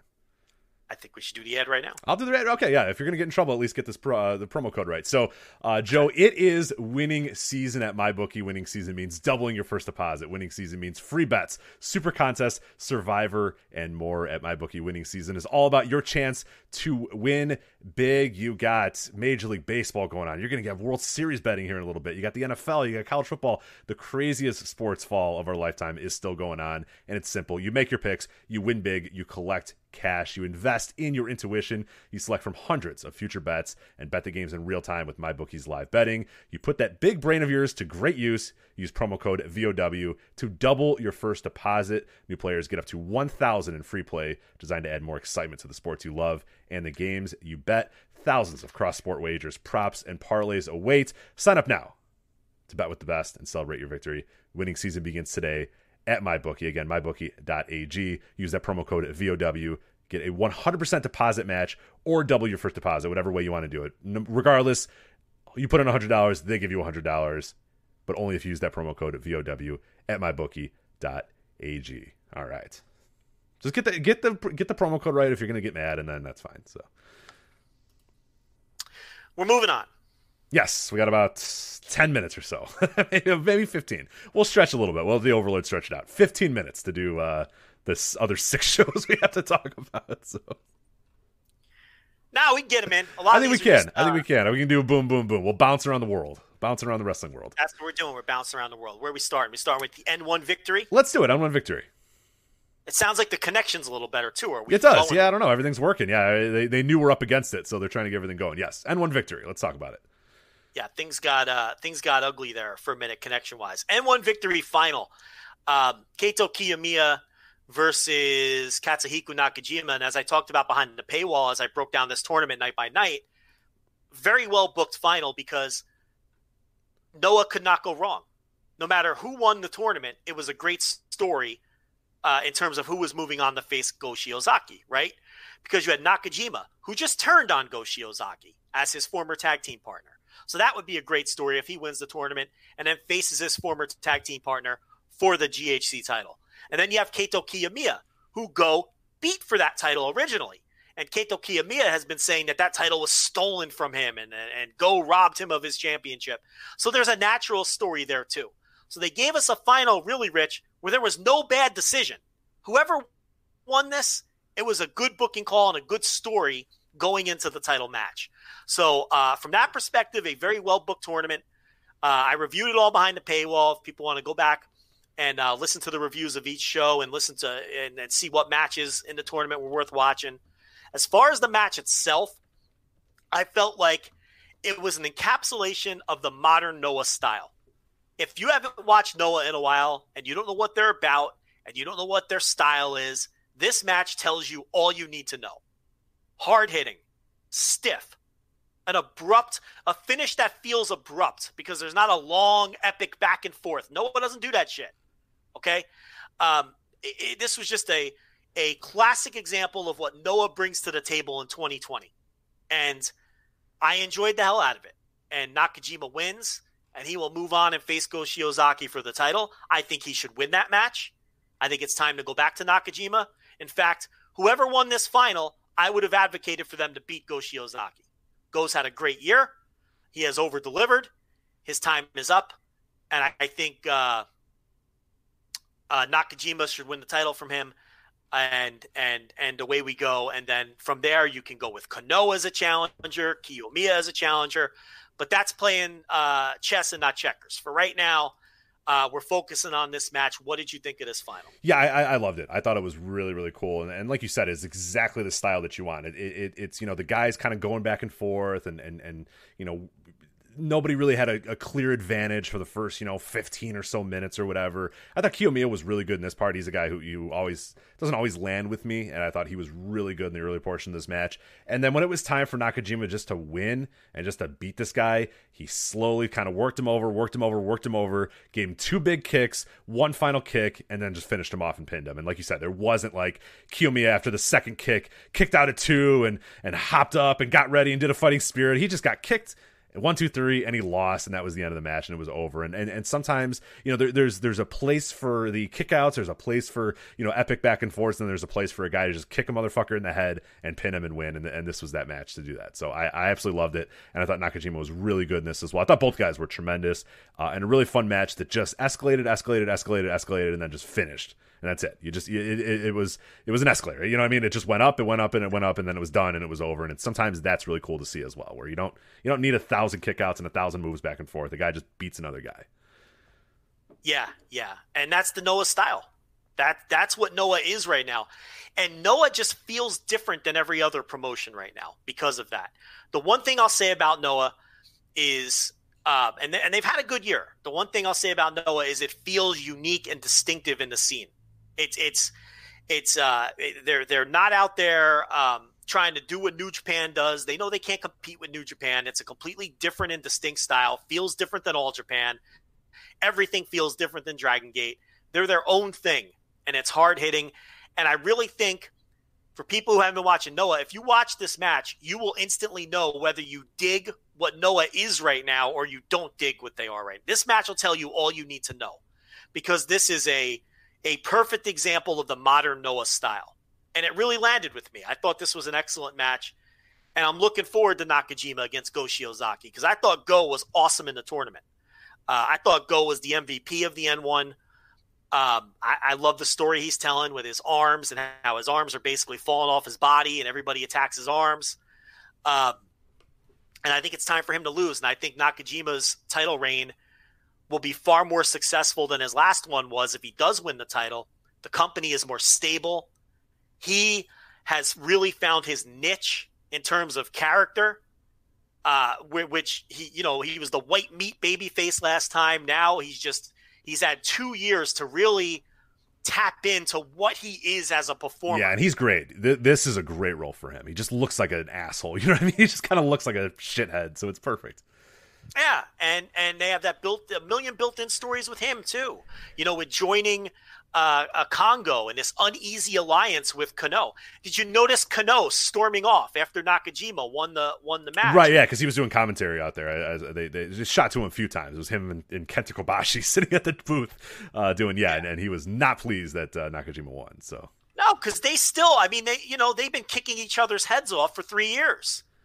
And I wrote a review behind the paywall of their last match, which was their last match before the opening night of the N1, which, Kano beat Nakajima for the national title, and then Nakajima beat Kano in night one of this tournament. They've had I don't remember the exact stats, but they've had 7 singles matches, and 5 of them have ended in KO. They just kick each other's heads off. They don't even pin each other. They fight until someone's dead.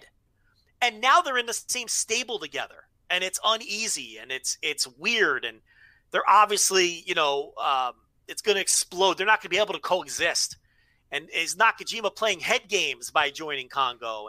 Or is he going to try to take Kano's leadership role? And there's just so much going on. There's a lot of cool stuff. And the other thing, too, with Nakajima is he's 32 years old, which is just fucking wild because he's been wrestling for 20 years at this point, which goes back to our previous conversation about Billy Starks. But no, Nakajima, it's possible that he's just now entering his prime. You know what I mean? It's not impossible. We just kind of think that what he was before or we've seen the best out of him. And we could just be entering the next, we're entering a whole new chapter of his entire career that might have 10 more years left to go with it. So that's something that is kind of interesting, because I have seen some people say, Nakajima again. And it's dude, as you said, what he was 2-3 years ago is a different human being than he is right now.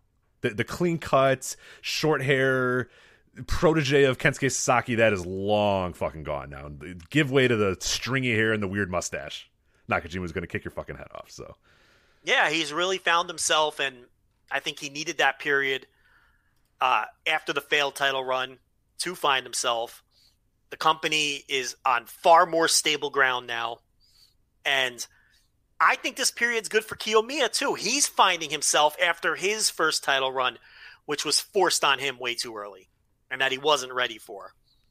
And this is a great period for him to kind of find himself as a performer, and I think that he is. He has so much more confidence now, Kiyomiya. That was what he was lacking when he was champion. Right. And now you see it. It just exudes out of him, his confidence levels, because he's becoming a veteran. He was a kid, and they put it on him too soon, and it just never felt right. So Noah's moving in some good directions, and it's with those two. And look, Go is not the future. We all know that. He's pushing 40 if he isn't 40 already. These guys are the future. It's Kiyomiya and it's Nakajima, who's still a young 32. And some of the other guys they got coming up behind them, that's the future. And they're very well positioned right now with Nakajima and Kano. And I think Noah has done a fantastic job of rehabbing those guys, where I don't think you have to go back to Go Shiozaki or Takashi Sagara anymore. Right, which is good for Noah, because Noah's entire history has been them, unfortunately, failing and having to go back to, the past or go back to people from before. It'd be nice that, they can make a real step forward with these guys, which is cool. Yeah, and you throw Kano in the mix, and look, I don't think Kano is the kind of guy you want on top. I think he's a great foil. That's what I think Kano is. But again, that should be your top mix. Those two dudes, Kiyomiya and Nakajima. Kano right there is like a foil because he has history with Kiyomiya too. Remember, he knocked him out about 3 years ago on the January 3rd show, and then they did the callback the very next year. Remember all that between Kano and Kiyomiya? Yeah. Oh, yeah. So there's history there too. Those are your three guys. Okay, and I think, Kiyomiya obviously is the long-term guy that you want to be your ace move because he's like 23. He's still like 22, 23 years old. But now they're being patient, and that's the right move. But this was a great final, and I'm excited about Noah, and I'm excited, and I think having some stability helps because as a booker, you get no sour wrong guy here. It's like you can be more patient and be a better booker when you're not constantly looking over your shoulder if the company's going to fold in a week. Right. Because then you're not pressing and making decisions like, oh my God, we better pop this cork in house or we're fucked.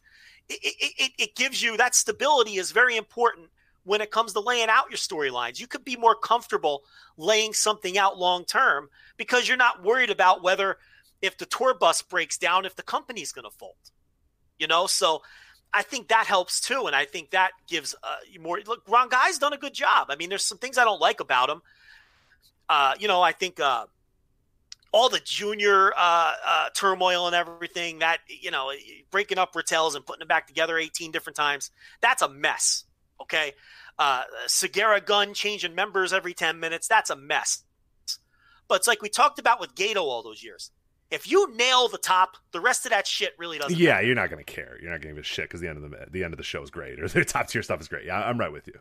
And that's what's going to draw your money. So if you nail the top and you handle these pushes properly with Nakajima and Kiyomiya, it doesn't fucking matter that your juniors is scattershot booking and this and that. It doesn't matter that the underneath stuff. Okay, because what's at top is what's going to draw your money. So. I enjoyed the final, and I'm really looking forward to the future with Noah, but we can't spend that much more time on it because we got a million things to get to. Can we get it all in? Well, I think we're right at, if I remember, let's see. You know what? No, we got 10 minutes. 10 minutes. We got 10 minutes. All right. We got 10 minutes. Do it. Champion Carnival final. You didn't see it, Didn't right? Didn't see it. Let's talk about it. That'll save us some time. Match of the year contender. It might be my match of the year. What? Zeus Kenta Miyahara, your match of the year. Rich, I'm telling you, it might be my match of the year. Interesting. Okay. All right. Well, I got to watch it then. I guess I'm watching it this weekend. I'm not alone. A lot of people love this match at that level. It was fucking great. And the Carnival stunk. That's the thing. Like, the Carnival stunk all the way through. Awful tournament, but these guys turned it up for the final. Kento Miyahara walked through the whole tournament. Zeus was working like 4-minute matches in the tournament. They get in there for the final in Korakuen Hall, and they went out there and had a match that, without question, is going to finish in my top 5, probably my top 3, and maybe my match of the year. Zeus was phenomenal in this match. Kento was Kento. He's almost always phenomenal, okay? But Zeus especially was so great. Rich, at one point, I thought this broke into a shoot. That's how badly Zeus That's awesome. Okay, all right. Okay, and he broke the what's he called? The straight jacket German. You know the Kento German. Yeah, I forget what it's called. Straight jacket German is all I ever call it. So whatever he calls it. He evaded that. He broke it twice, and he kicked out of it a third time. And you know they don't fucking do that shit with that hold. So it was a definitive win. He beat him. The match was incredible. I don't have time to go over all the spots because we got other stuff to get to. But the one thing is All Japan, they always fall into this trap. The title match against Suwama is in Osaka, in the smaller Osaka. How many times are they going to go back to Zeus, challenger for the title in Osaka? It has drawn exactly once. You can't keep going back to the same story. It's diminishing returns. And they're out there announcing a sellout. It's the COVID. It's like you can't announce a sellout. In the smaller building, too. It's like, Rich, it's like 400 fans at half capacity. So it's like, big fucking deal. You would have sold out with anybody in the main event. But they keep going back to Zeus and Osaka. God bless them. It's All Japan. They're looking for any kind of spark. I get it. But again, I think this should be a title change too. Suwama has been a nothing champion. You know, he got you through the fucking COVID months. Let's move on and do what we're going to do now. Okay, I got no problem going back to Zeus. So we'll see what they do there. What do we got? Oh, Real World Tag League. Lost my notes. We don't have time for this. Where's my notes? Rich, run down the teams. I got them. All right, I got them here if you're ready. All right, begins November 18th, ends December 7th, Real World Tag League. Are you doing these on the Patreon? Every single show? Real World Tag League? Don't promise that right now. Please don't. Don't put that heat on me. Don't promise that right now. I'm joking. Don't have to respond to that right now. But maybe think about it. I don't know. Anyway, Violent Giants, Tsuji Ishikawa and Suwama. Purple Haze, Irie and Zeus. Jin, Jake Lee and Koji Iwamoto. Enfant Terribles, Kumarashi and Sotaro Oshino. Sai and Yoshitatsu. My God, Ryuji Sai and Yoshitatsu as a team. I can't believe it. I am all in on this team. Team ECW, Masato Tanaka and Tajiri. We also got Kobayashi versus Kobayashi and Sakamoto, your team out Big Japan, and then your last team, Kenta Miyahara, Yuma Aogi. So Sakamoto. Aoyagi, sorry. So Daisuke Sakamoto and Abi Kobayashi here, they're going to be in the mix because their final night opponent is Violent Giants.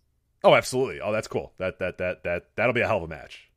And then Kento and Yuma, obviously they're going to be in the mix. That was another big story in the Carnival. Remember, Yuma turned on him, but they kind of like patched things up over the course of the tournament. They're facing Jin on the final night, so those are going to be your important matches.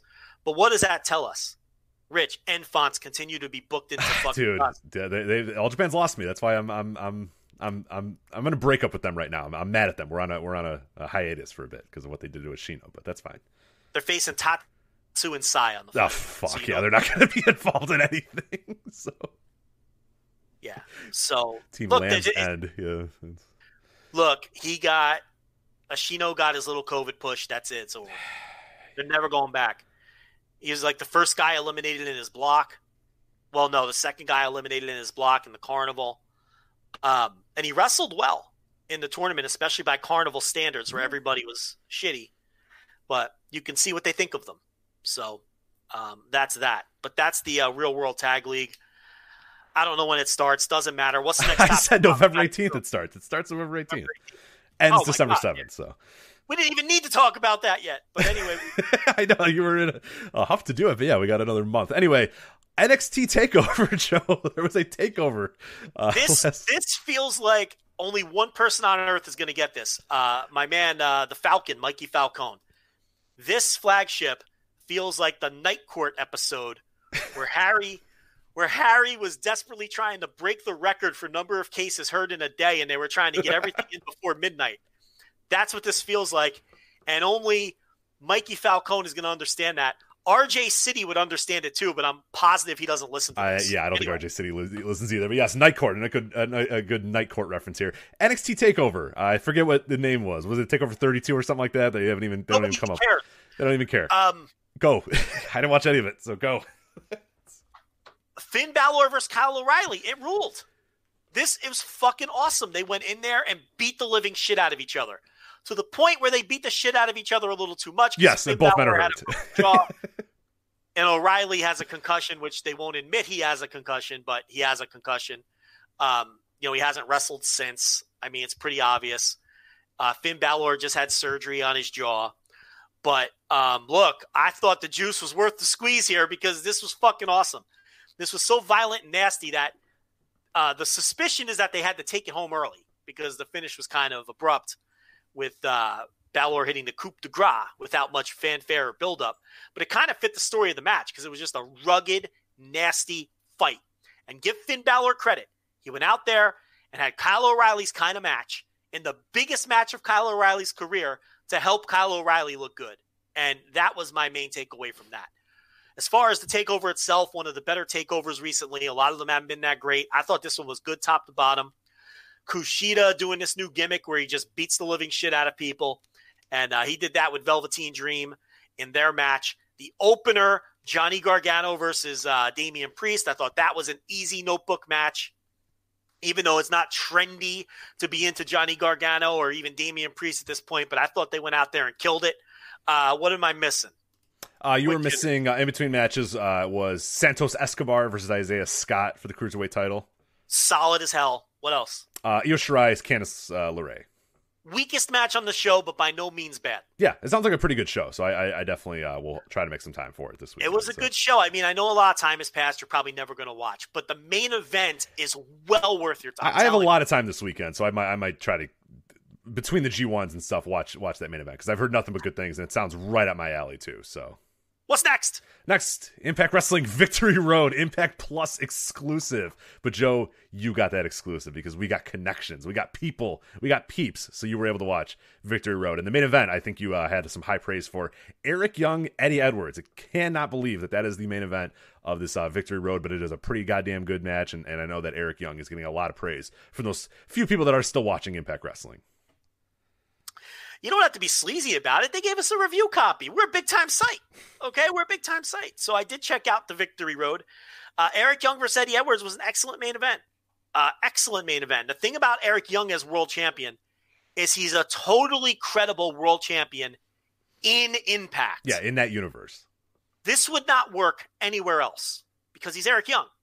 But in Impact, it works. And he's a better worker than people give him credit for. He always has been, okay? In the Impact universe, he's a legitimate world title caliber wrestler. And that's why it works. And he retained here against Eddie Edwards, who's always solid. And I thought that was the best match on the show, on a show where everything was okay. This is not a show I think that's essential viewing, but it was kept simple. It was kept basic. It was not overbooked. And, if anything, I think people who listen to this show would really enjoy the Eric Young, Eddie Edwards match, especially if they've been keeping up with Impact. But this was a weird Impact Plus event. It wasn't a pay-per-view. So I could see some people who even watch Impact blowing this off. I'm not paying for the service, and it's not a pay-per-view, so fuck it. But if you're an Impact fan and you're into Impact, the Eric Young, Eddie Edwards match definitely delivered. What's next? Next is RevPro UK Epic Encounters 3. Okay, so I have heaped effusive praise on RevPro and great word. Nice job. And that's right. And their restart on Epic Encounters 1 and 2. This was the weakest of the 3 shows without question as far as a top to bottom wrestling show. In fact, I can't recommend any match on this show with the exception of the main event, which was Will Ospreay retaining the British heavyweight title over Kyle Fletcher. I thought they might do a title switch, but when Will Ospreay showed up at the G1 with the title belt, kind of tipped off that he was retaining. Right. Because New Japan doesn't play that shit. You know what I mean? New Japan would not be happy if he lost that title and on the showed up with belt. it. Oh, he'd be in real trouble with this company for sure. Yes, and he had to take off the title in the middle of the tour. They'd be annoyed. You know they don't play that. So tipped off the finish, which hurt it a little. But Rich, picture a Will Ospreay, Kyle Fletcher world title. All right, closing my eyes. I got it. 22 minutes. I got it. Was it that? That's what it was. Oh, okay, awesome. 4 stars, somewhere in that neighborhood. Excellent match between these two. It absolutely delivered. Some good banter, some good in-ring banter between the two. They got right down to business, man. They got right down to business. Not a ton of banter. I will say that this JJ Gale continues to impress me. He's another one of these guys who I didn't even know who the hell this guy was, pre-COVID.